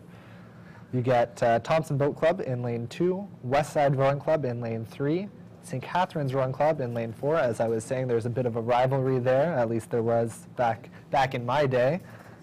Following that, in lane 5, you get the Argonaut Rowing Club, then Bell and Jesuit in lane 6, and rounding it out in lane 7, another Thompson Boat Club 8. Yeah, it's exciting to see TBC with having 2 entries in the outside lanes. Another thing to note is the Argonaut Rowing Club really showing their strength as their junior program continues to grow year after year.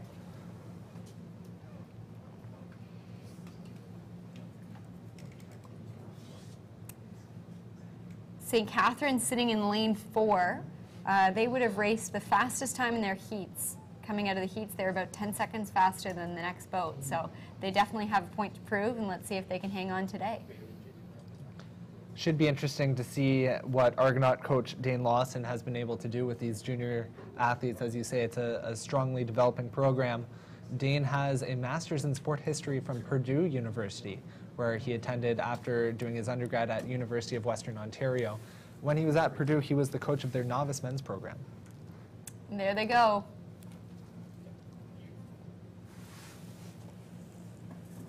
As with yesterday, a lot of these athletes, this might be their very first appearance at the Henley Regatta. Really exciting, lots of nerves. Lane 2, Thompson Boat Club really throwing themselves into this race. West Side also, none of these crews are going to back down, particularly this early in the race. They're all going to be excited to be there, excited to be yanking on those oars, and really, as you were saying, having, for some of them probably, their first Henley experience. Really nice shot of Coach Nancy Storrs giving a medal to Kat Walker, her own athlete. That's exciting. That's very nice. Oh.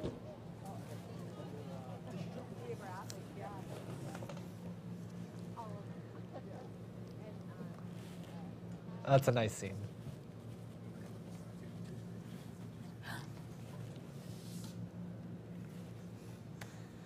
St. Catharines, as you were saying, trying to prove a point out to what looks like a pretty dominant lead 500 meters in.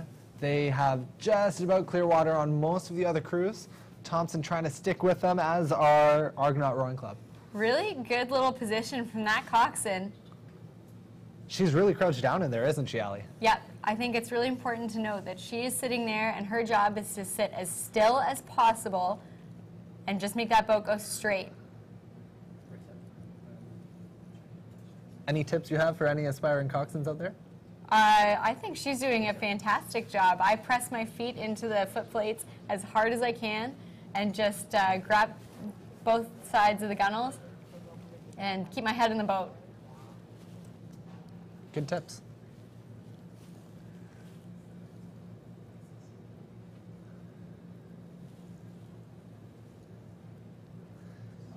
Here seeing the outside of the race, the other Thompson Boat Club athletes really trying to stick with the leaders, trying to stick with the pack. Bill and Jesuit, next boat inside in lane 6. As we were saying earlier, a very strong junior program coming out of Bill and Jesuit from Florida. Yeah, Thompson Boat Club is in Washington, so it's a long way to come.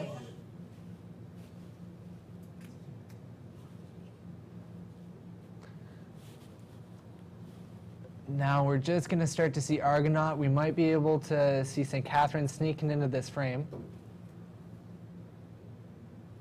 Does a very tricky angle to gauge off of, but does look like St. Catharines out to at least maintaining that lead we saw crossing the first 500 meters.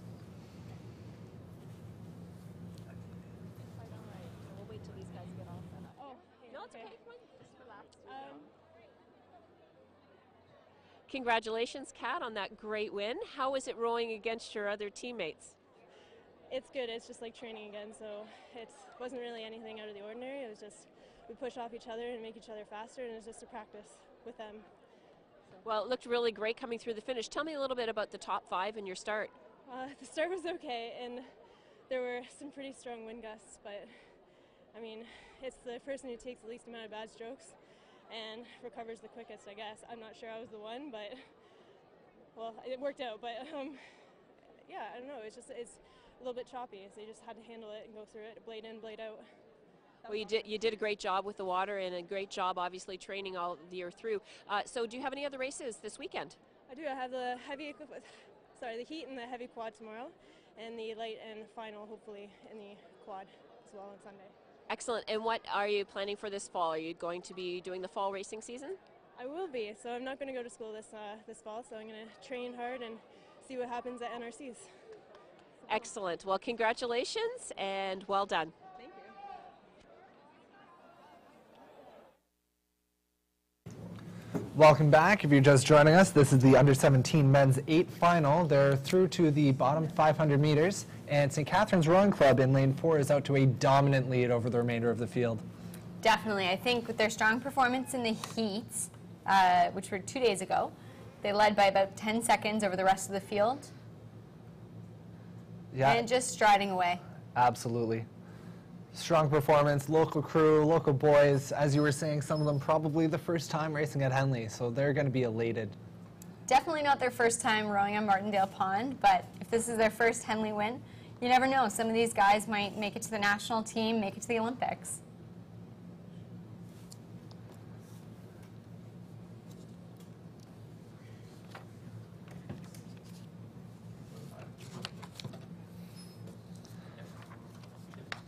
Following this race, we have 4 events left today. Up next will be the under-23 women's double once the under-17 men's 8 finishes up. It does look like those doubles, based on one of our screens, does look like they're all just starting to get into the starting gates.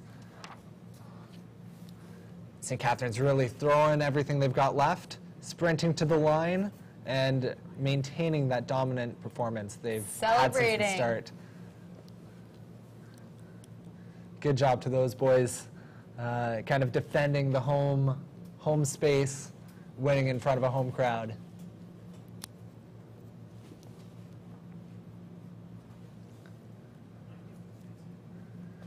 Hopefully not too many of them let go of their oars, though. I was just looking at that. It kind of looks like half the boat is holding on, the other half is too busy fist pumping. Always a bit of a risk, even in an 8.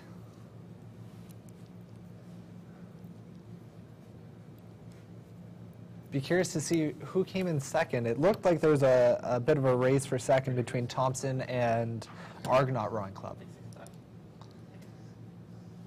Just see there all the boys congratulating each other. St. Catharines over Argos by 6.78 seconds, followed by TBC in lane 2, Bell and Jesuit, TBC lane 7, and Westside lane 3.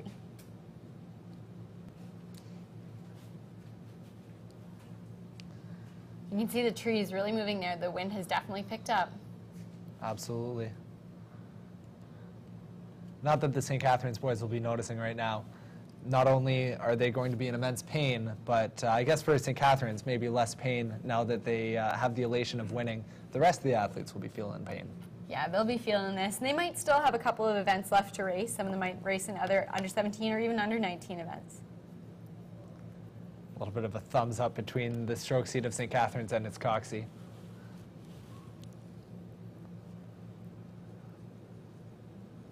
Very strong showing from St. Catharines.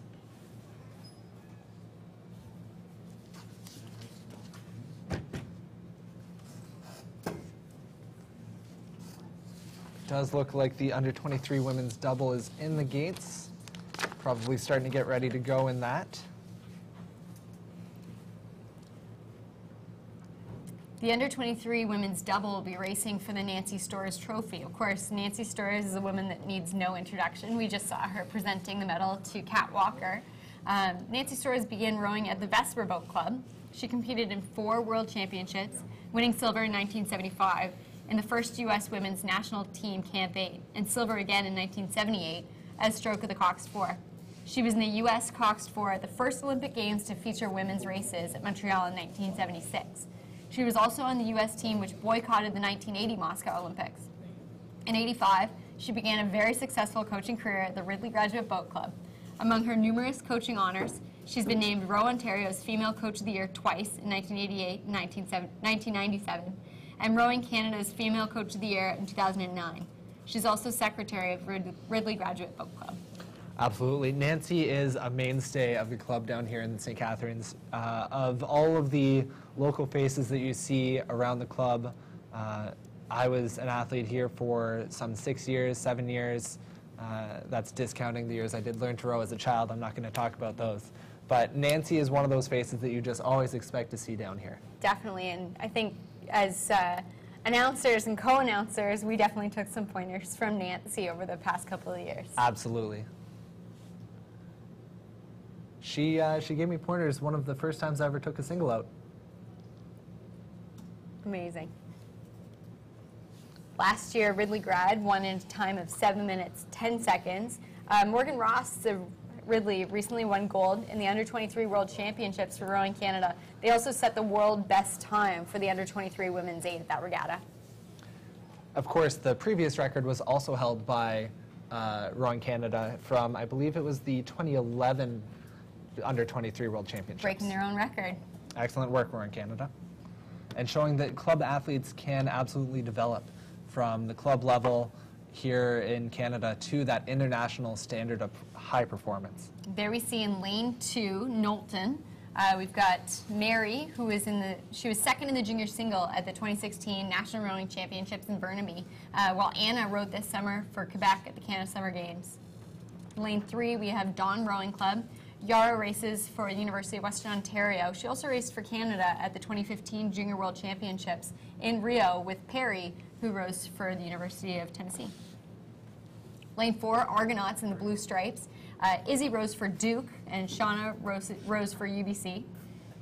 Lane 5, we have Sydney University from Australia. Lane 6, Detroit Rowing Club. Isabella rows for UVA and was named to the women's double at the 2015 World Junior Championships for Team USA. And in lane 7, we've got Craftsbury, where Sydney rows for the University of New Hampshire and Ashley rows for Syracuse.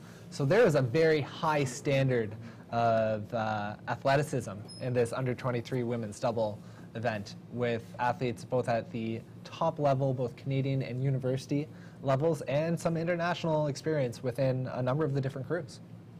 Definitely exciting racing. Good shot here of the under 17 championships in the men's 8 St. Catharines Rowing Club.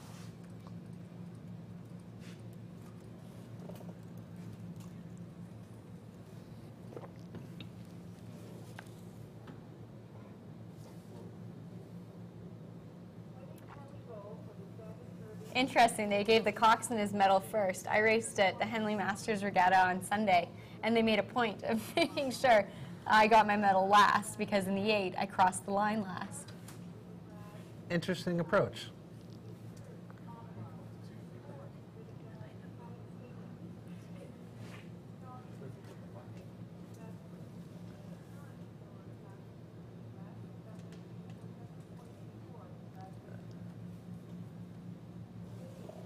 Congratulations again to those boys who have taken home a local victory for St. Catharines.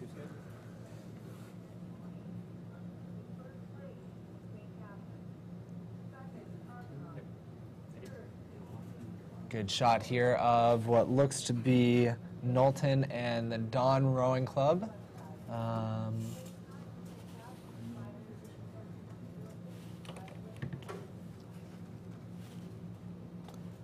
Panning, we see Argonaut and Sydney University. Again, this is a high caliber of athlete in this final for the under-23 women's double.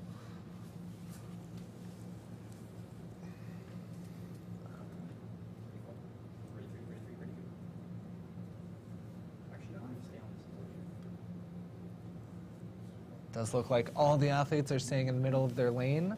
Speaks to the pedigree of the athletes. That the umpires just get to sit back and kind of watch this race unfold.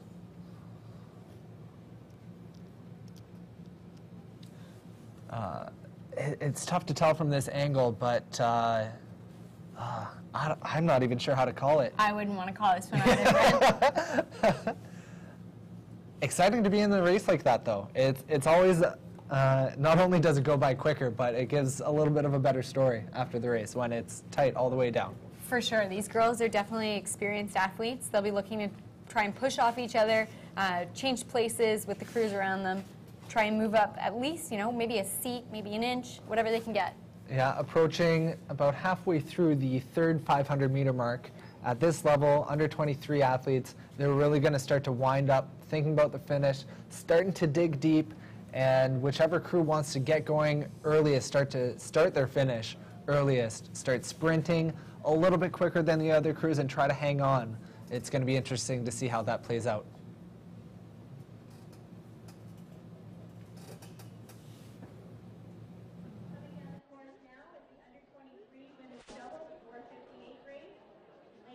Congratulations, St. Catharines, on that fantastic win. Can you tell me a little bit about the race, Nick, and how it went from the top? We were off by about the 250 with right on their bow, and then we walked and we were just going. Everybody was relaxed. We just rode as a crew. And what did your coach tell you before you left the dock today? Lead him to the podium. Well, that was great advice. And can you tell me a little bit about the season and how it's been so far this summer? Did you win most of your races, or was it a little tough going at the beginning? Well, we won most of our races. We had a little bit of a shaky season with just some personal stuff, but it's been a good season. We came together as a crew, so yeah. Well, that's always the key, is getting together as the crew and rowing fast, and you certainly did that today. Did you have any shout-outs that you want to give to your coaches or other teammates? To Carl and Meredith. Carl McCulloch and Meredith Petroshenko. That's great. If you could each just tell me your names so that we can give a shout-out to your parents as well. Lucas Celia. Nick Murray. Andrew Berry. Evan McCrae. Christian McAlpine. David Picard. Ryan Holland. Joe Kugler. Jack Pratt. Great. Congratulations, gentlemen, and thanks for doing St. Catharines proud. Thank you.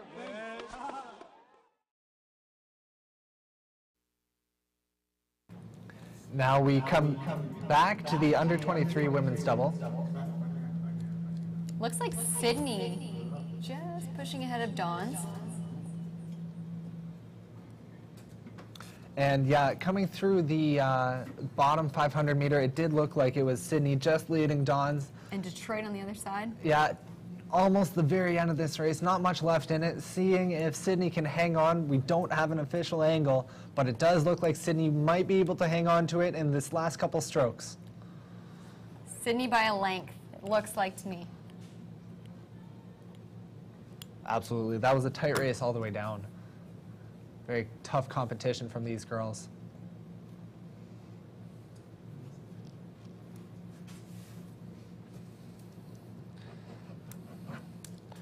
And again, the time from last year was 7 minutes, 10 seconds, 0.190. We won't have official times, but we will have an approximation coming up on the screen shortly, and it'll be interesting to compare what a now world champion athlete, world best time holder was able to put up compared to a very tight race all the way down. And so Sydney University, a time of 7:02.27, pushed by Knowlton all the way down the course. Absolutely. And again, conditions are not the same as they were last year, but that's a very hotly contested race all the way through. Looks like the St. Catherine boys are about to send their coxswain for a swim off the end of the dock. You say that with a bit of excitement in your voice, Allie. You know what? It's always a good day when you get to go for a swim in Martindale Pond.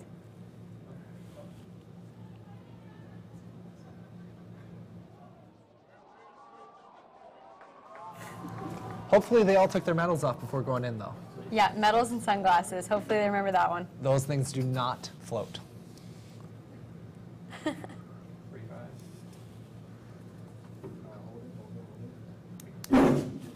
Exciting day for those athletes, though. Exciting race for Sydney, coming all the way from Australia. Well worth the trip to Canadian Henley this year. Absolutely. Congratulations to Karina Simpson and Serena Cox. I had the pleasure of spending some time with their coach, Debbie, over the last week. It was a real pleasure to have those girls in the boathouse. They were a lot of fun, a lot of positive energy. That's fantastic to hear. How many athletes did Sydney bring up to Canadian Henley? I think they fielded a couple of small boats, mostly pairs, doubles, maybe 4. That's exciting. Lining up in the gates, we have the under 23 men's 8, Cal, UVic, Mendota, Sarasota, Vesper, and Mendota again. These are all boats and clubs that I think you come to expect in these big boat sweeping events. It's probably a very exciting time in Sarasota right now, getting ready for the World Rowing Championships that are going to be held there in a little over a month. And Mendota, as you were saying, always a mainstay of senior men's events here at Canadian Henley Regatta, and University of Victoria making sure that there's a little bit of Canadian representation in this event. Great shot of the grandstands there. The crowds through the week, today obviously being Friday, some people are probably still working, but lots of visitors and lots of fans will be packing the grandstands on Saturday and Sunday as well.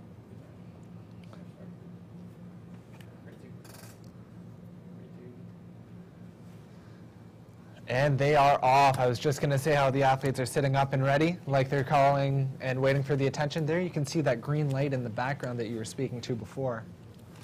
Signals the start of the race, and they are definitely off. Last year's winner in this event was Mendota in a time of 5 minutes, 40 seconds. Pretty quick for a name. They'll be racing for the Wyandotte Trophy. The Wyandotte Boat Club was established in 1875. The club's first Canadian Henley win was in the 1927 Senior 8. That might have been the spur for the J.B. Ford Company, a Wyandotte manufacturer, to donate that trophy in 1928.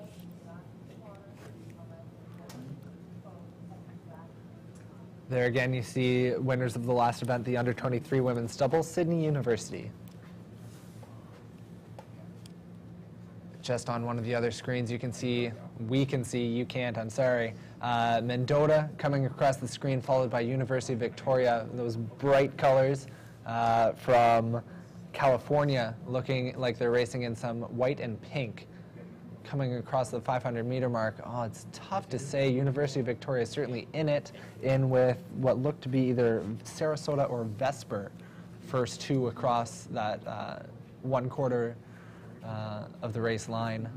Mendota Rowing Club was founded in 1975 by a small group of University of Wisconsin alumni. They typically promote development of WISCO rowers over the summer months. I believe some of the University of Victoria athletes are, as we were saying earlier for a couple of other events, athletes that have raced at Canada Summer Games and are now competing at Royal Canadian Henley this year. Absolutely. Their Coxie Bailey, a fantastic guy. He'll be really getting the most he possibly can out of them. Bailey spends some time at the Victoria Training Center as well with the national team.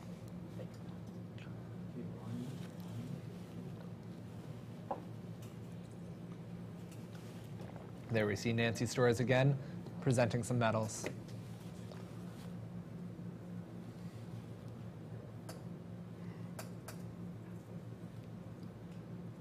Really clean entries from what looks to be University of Victoria Men's 8 in their U23 Men's 8 event. Very clean blade work. UVic had a dominant performance this past fall at the Canadian University Rowing Championships, which were held in Welland. And this year they'll be in Lake Burnaby, just the east side of Vancouver. Here you can see the other Mendota club sparring out or trying to hold on to Vesper, who are trying to, I would think, step away from the remainder of the field in this second half of the race. Does look like Vesper is certainly out ahead of Sarasota. Tough to call from this angle, but I think they might be ahead. Good to see you, Vicky, in here. In 2016, this was an entirely American final. There were 2 Mendota boats, Nyack, Vesper, Riverside, and Community from Boston.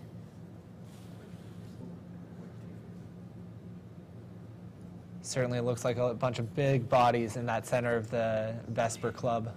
Yeah, those are some big boys.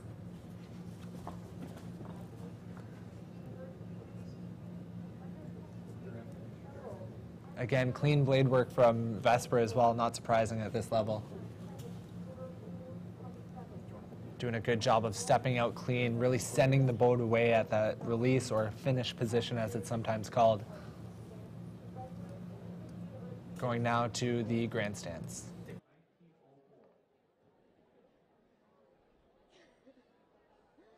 Congratulations, ladies. Can you please tell me your names? I'm Serena. And I'm Carino. It's a long way from Sydney, Australia to come to row for Henley Gold. Can you tell us a little bit about your season and what led you to the Henley? Well, we both were going for national teams in Sydney, so we unfortunately didn't make that, but wanted to carry on our season. So we were looking through all the regattas and thought Canada was the best option for us. Looked really good racing over here, so we just wanted to be part of it. Great. And can you tell me a little bit about what's going to happen now after the season's done this summer? Well, we're in our winter at the moment, so we're sort of trying to build momentum for the next summer season in March next year. So we'll pretty much get back, have a week off, and then get back into it again. Great. Well, congratulations, ladies. Thank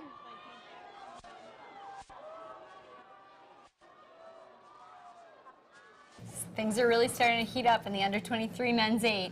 Yeah, you could just hear in that interview that the crowd's really starting to get into this event as the boats are entering the final 250-meter mark, marked by the red buoys there. Vesper really emptying the tank, making sure that they're not going to finish this race with any energy left. Yeah, this could be a really exciting finish for Vesper. Certainly looks like they've got maybe a boat length over Sarasota. Can't quite see where University of Victoria has finished, but... Wow, tight racing right across. Absolutely. I'm not sure I want to call it between Sarasota and University of Victoria, but the Henley Gold will only go to Vesper. That's Vesper's second medal of the day today. And these guys They are very definitely happy. excited.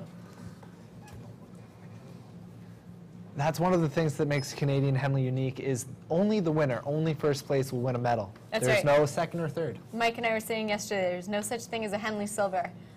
But if there were a Henley Silver, I'd have a bunch. I think I'd have at least one, maybe a couple bronzes as well.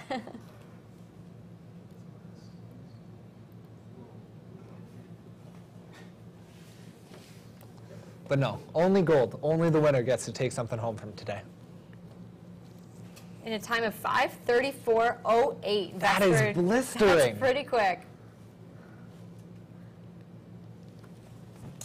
And again, those were unofficial times, but I said I didn't want to call it between Sarasota and University of Victoria. It doesn't look like the computer does either. Too close to call.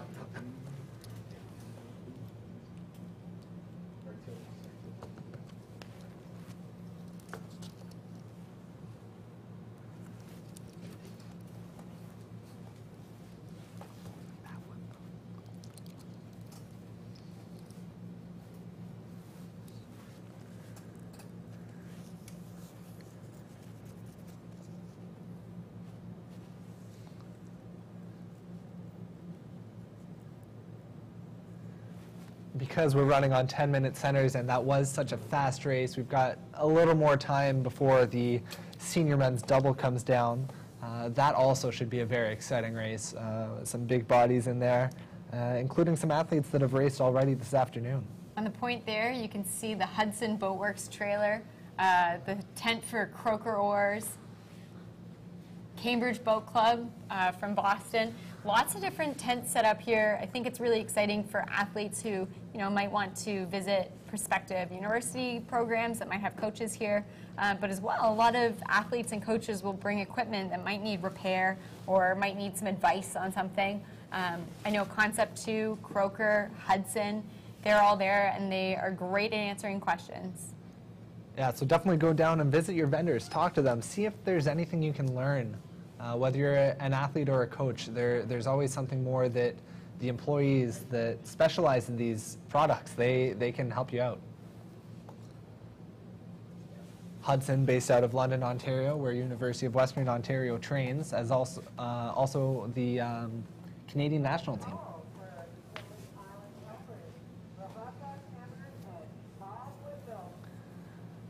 I know Concept 2 also.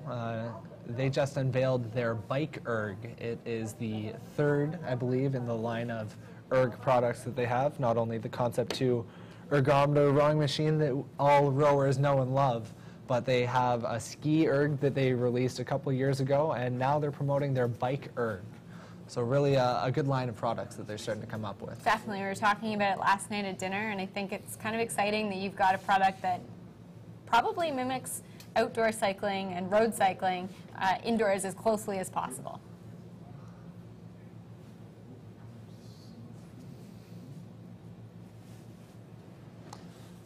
It's that baby blue from Edinburgh sitting in lane 3. It's the two Canadian athletes rowing out of Edinburgh, Kieran Tierney and Matthew Christie. That's right. These guys are lining up for the senior men's double.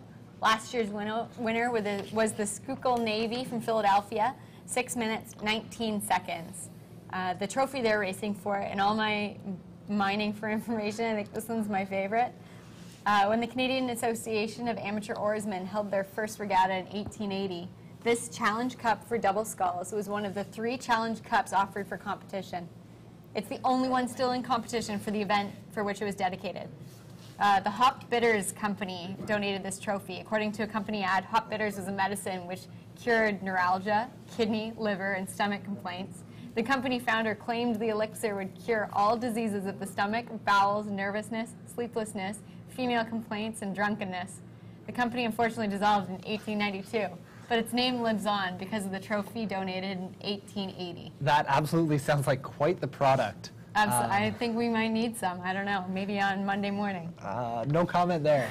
I will say that the Hop Bitters, as you're saying, was around in the 1800s. They sponsored one of the largest purses that Ned Hanlon of Toronto ever competed for. I believe it was $6,000 to the winner. Again, that was in the 1800s, an insane sum of money in rowing, even nowadays, let alone prior to over 100 years of inflation. And we do have athletes from the Hanlon Rowing Club, named for Ned Hanlon, competing in lane 5. They're the brothers Mick and Alexander Malawany. That's right, Sash and Mick Malawany. Both boys graduated from UCC. Mick went on to row for Harvard. His younger brother Sash would row for University of Washington. Then this year raced for Cambridge at the Oxford-Cambridge boat race. They happen to have a younger sister who also rowed in high school. That's exciting. I didn't realize they had a younger sister, but that's quite the pedigree of athletes in that family. Definitely. All very good schools that they're competing for at a very high level. The senior men's double will be hotly contested. In lane 2, we've got Calgary. Albert rowed for Queens. Steve rowed for Canada at the 2011 Pan Am Games. He's previously won the senior men's quad and the single here at Canadian Henley. In lane 3, as we mentioned, we have Edinburgh. Kieran and Matt cross the pond to go row for Edinburgh. Both of them are UWO alumni from Western. In lane 4, we have Fedimex from Mexico. Lane 5, as we mentioned, the Malawany brothers from Hanlon Boat Club in Toronto. Lane 6, we have Penn AC. Chris rowed from Minnesota, James from Michigan.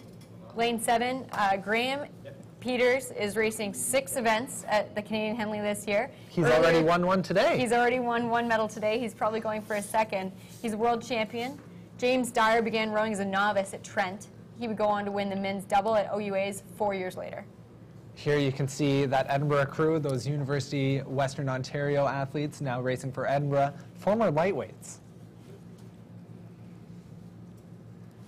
Good shot here of the Vesper Rowing Club having won the under-23 men's 8 in a fairly decisive performance that was a race through to the line for the top 3 boats.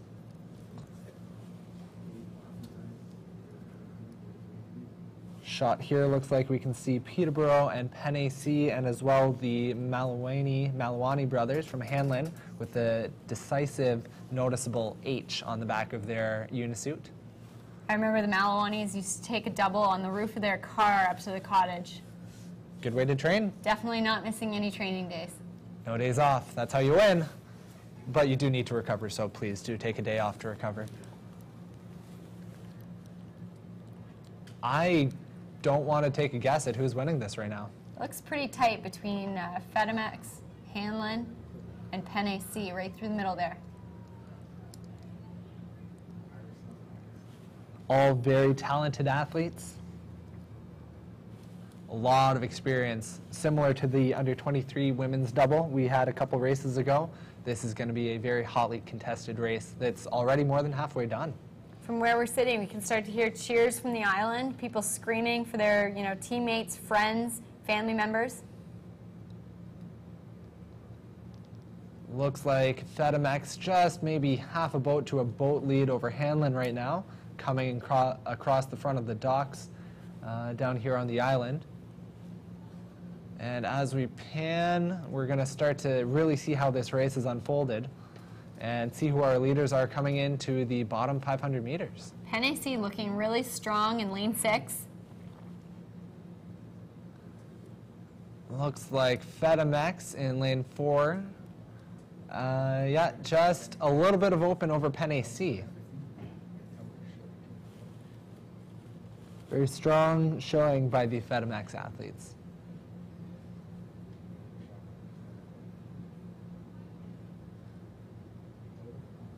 You can see they're really hunched over.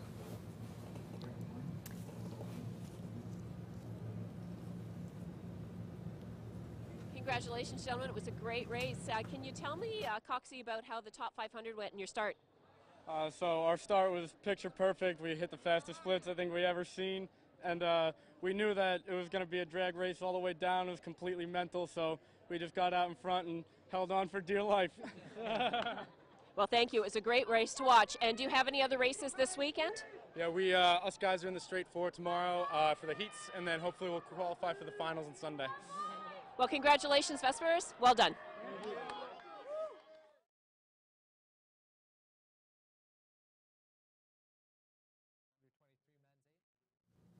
Welcome back to the senior men's double. The race is just about finished, coming into the red buoys in the bottom 250 meters. Coming into the beginning of this final quarter of the race, we had FedMX leading, but it's still anyone's race. It does look like FedMX is trying to hang on, though. FedMX looking really strong here. Yeah, just hanging on those last couple strokes. This should go to FedMX. Another happy celebration.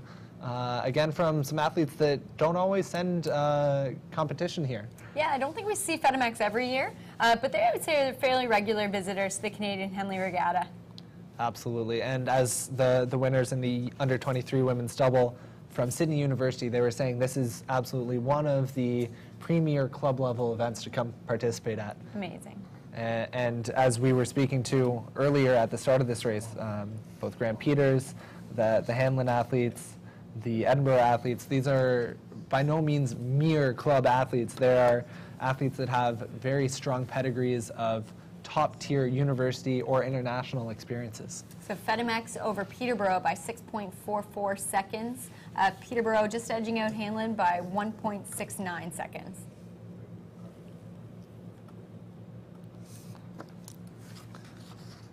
And just like that, we only have one race left today.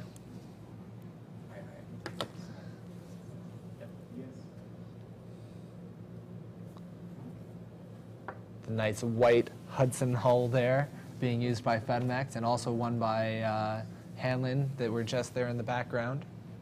Looks like Croker oars as well being used by FedMX, and as we were saying before this race, both Croker and C2, the probably 2 most popular oar makers in at least Canada that I'm aware of are here at Henley Island, as is Hudson Boat Works.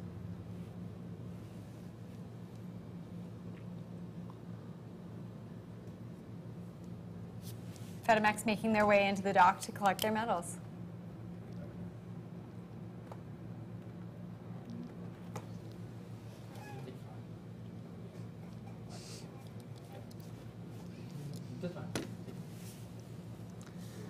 There again, we see the two Canadians that have been racing for University of Edinburgh, Matt Christie and Kieran Tierney.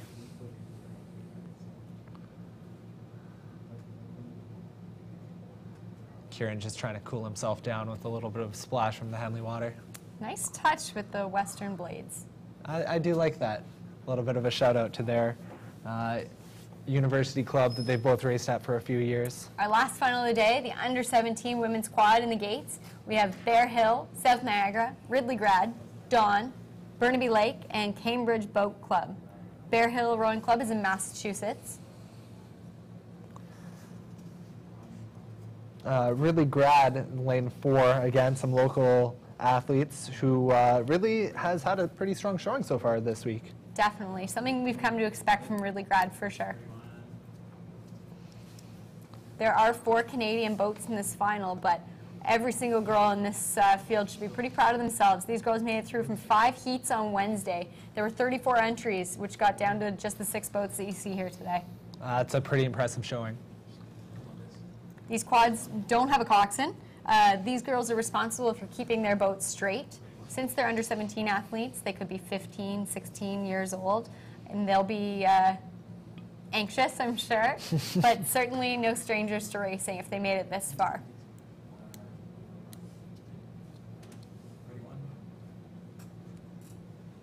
Good shot here of the FedEx athletes being awarded their trophy and their plaque. Congratulations to them for edging out the rest of that field in the senior men's double that they were able to successfully take. It's a very tight field, very competitive event.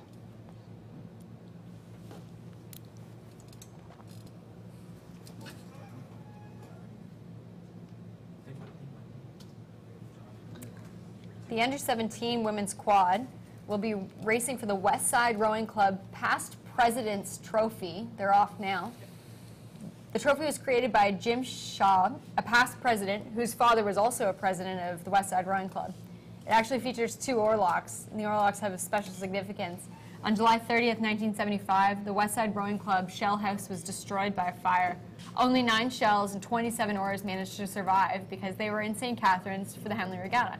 The oarlocks are from a double which escaped the fire. Wow, that's really neat.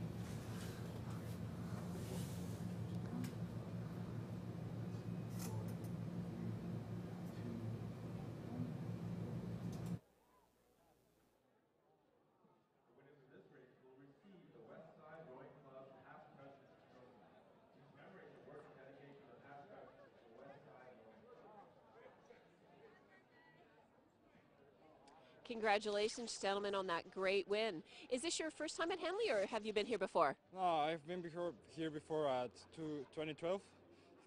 This is my second time in the regatta. Okay. And yourself?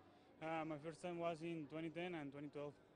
Well, it's great to have our international crews here. How was the top part of the race for you? Were you leading at the beginning, or did you have to catch up? No, we had to catch up. The first 500 were really tight. At 1,000, we were all even, but we make a charge and we put into the lead until the end. Well, it was wonderful to watch. You had a great race. Now, what happens after Henley? Are you going back, or are you going to stay and travel a bit here? We're going back to Mexico, and we may try in the trails for the World Champs in Saratoga. Well, good luck with that. And again, congratulations, and thanks for coming to Henley. Thank you.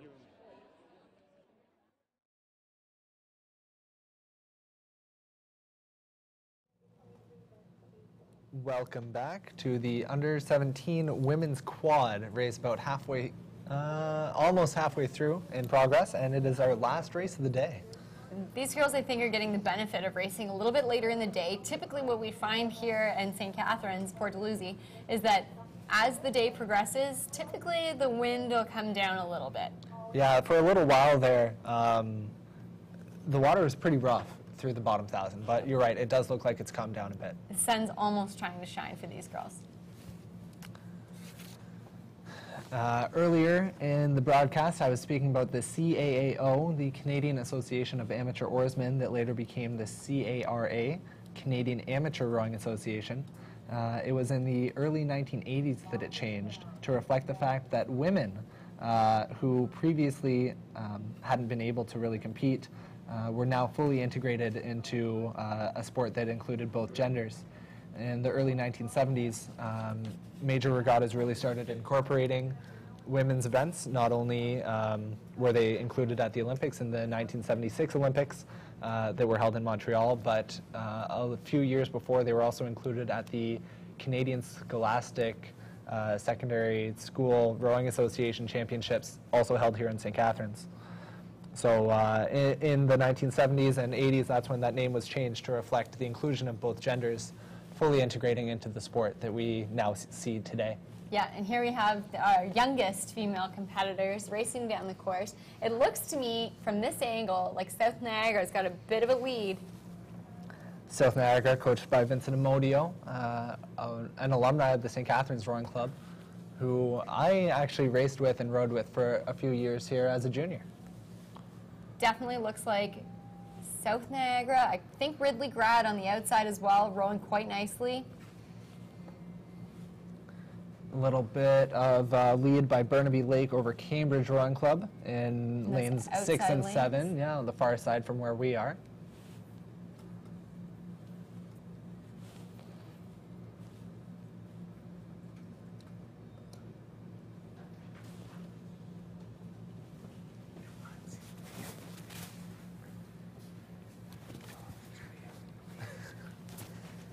And as we pan out, we're going to be able to really get a feel for where the crews are standing right now. It does look to be Burnaby, although we can't quite see those lane 2, 3, and 4 athletes yet, so remains to be seen. But it does look like Burnaby for the... Hard to see from this angle. It could be Don's, could be Burnaby.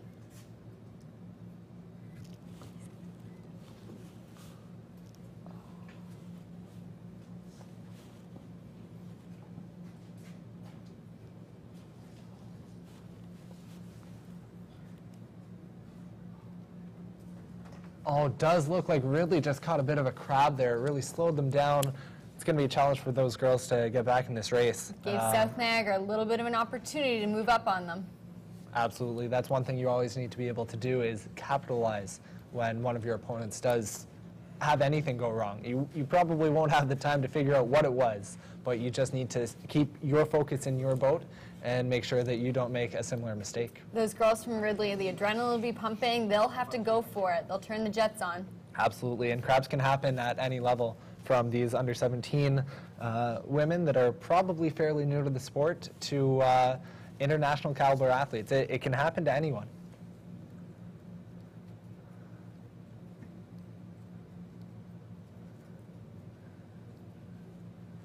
Tough to see with the sun starting to set. Burnaby, I believe, in lane 7, looking fairly dominant. Oh, no. Does look like a big crowd from Cambridge, though. They might be fairly out of contention now. Looks like they're not even quite straightened out. But yeah, I think you're right that it's Burnaby. I think.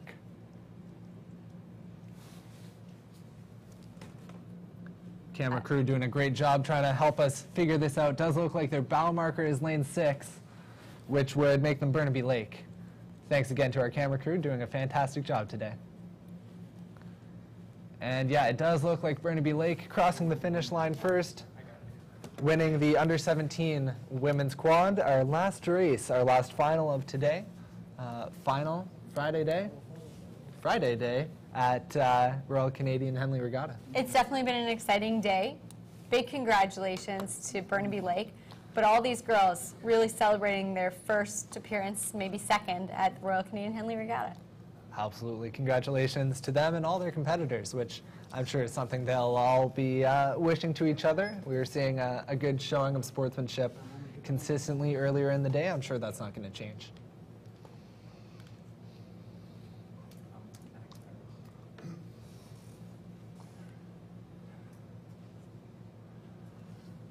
Does look like the water has calmed down, though, from when it was getting pretty rough out there. Definitely. Tomorrow you can look forward to more finals, but perhaps some of the really exciting events will come later in the afternoon. We'll have the 500-meter dash events, starting with the men's single dash. Absolutely, always exciting. But let's not forget, there's event 44 tomorrow, the senior lightweight men's pair, which is always one of my personal favorites. Definitely. At the very end of the day as well, we can look forward to the regatta sport dash for cash. Those will be mixed eights, 4 men, 4 women. And usually some pretty interesting costumes. Absolutely, that's usually a part of the deal. They'll be competing for some great prizes from Regatta Sport, which is the title sponsor of that event. Yeah, so please join us tomorrow. I believe it's going to start around 2 o'clock tomorrow for finals. Please check the website for the final draw and join us and watch some more exciting racing at Royal Canadian Henley Regatta.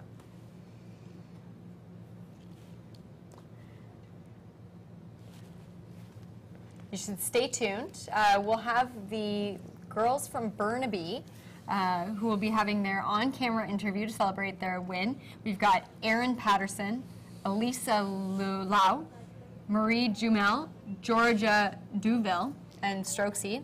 And their congratulations to their coach, Cinda. I think that's something that's definitely worth celebrating. Some fantastic sculling coming from the west coast of Canada. Both we've seen Victoria City Rowing Club and Burnaby Lake, obviously. Burnaby Lake, again, the host for the 2017 Canadian University Rowing Championships. As well as the National Rowing Championships. Definitely see, it looks like a storm starting to come in from the southern part of St. Catharines, just trying to blow over the course. But hopefully everyone's able to get their boats tied down and find some shelter before that hits. Yeah, I think it might maybe limit the amount of practice time on the water this evening. Some boats will be launching any minute now to get out for a row. Is your crew one of those crews, My crew will certainly be one of those crews. I hope you're able to get enough of a practice in that you want to get. Great shot of the Ridley Grad quad rowing past the grandstands. I'm sure their coach Nancy is still standing, watching, congratulating.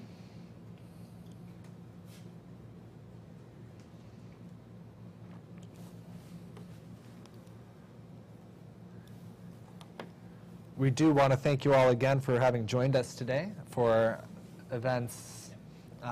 We had 16 events today, finishing with event 36, starting at event, I believe, 20. And certainly an exciting afternoon, and we look forward to 2 more bouts of finals tomorrow afternoon and Sunday morning and afternoon. Just looking at the forecast right now, although we've enjoyed some tailwinds, or the athletes have enjoyed some tailwinds the last 2 days, tomorrow looks like a bit of a crosswind from the west. And on Sunday, again, we're 2 days out, a northwest wind, so a little more challenging conditions, headwind and cross. Wind definitely looks like it's come down quite a bit, which is ideal for those of us that will be hitting the water for a practice the next couple minutes. That will be good.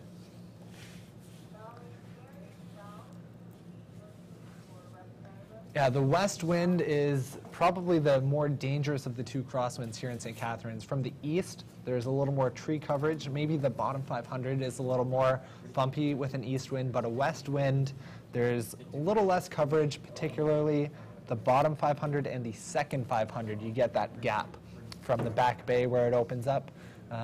You can't really see it. It's behind where our cameras are for the live stream, but there will be a challenging second 500 if the westerly wind holds true. And the girls from Burnaby Lake just taking the podium now, shaking hands to receive their medals.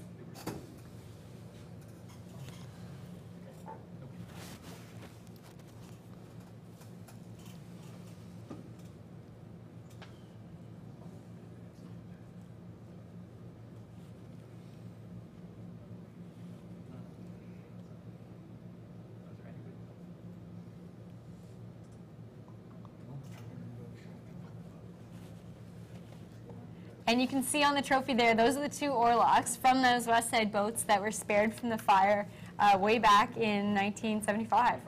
That is very exciting. As I was saying, that's it goes to show the connection between the West Side Rowing Club and St. Catharines. I think it was about 10 years ago, West Side built a new boat club, a new boathouse rather, at their club, and invited some St. Catharines athletes to just come and have a friendly one-on-one competition between the two fairly local clubs from St. Catharines and Buffalo, New York. I think one of my very first regattas ever was at the West Side Rowing Club on their course. When we got there, the weather was so bad, they had to cancel it, and we ended up having an erg competition instead. And it was a great memory, though, because I was so excited to go that I was still pretty excited to go in erg. It is always an exciting race in Buffalo at West Side. It does kind of open itself to some windy conditions, but in my experience at least, they're always able to make something work, whether that's a bit of a shortened course or it is a floating start regatta, at least in the years I competed there. So that 1,500-ish meter race tended to, with some teenage boys, turn into maybe 1,300s. Going now to the grandstands.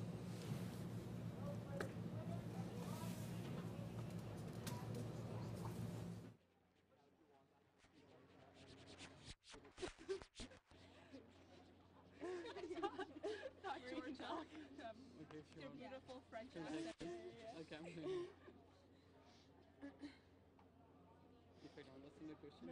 Congratulations, ladies. That was a really great race. Can you tell me about your season and how you've come together as a crew?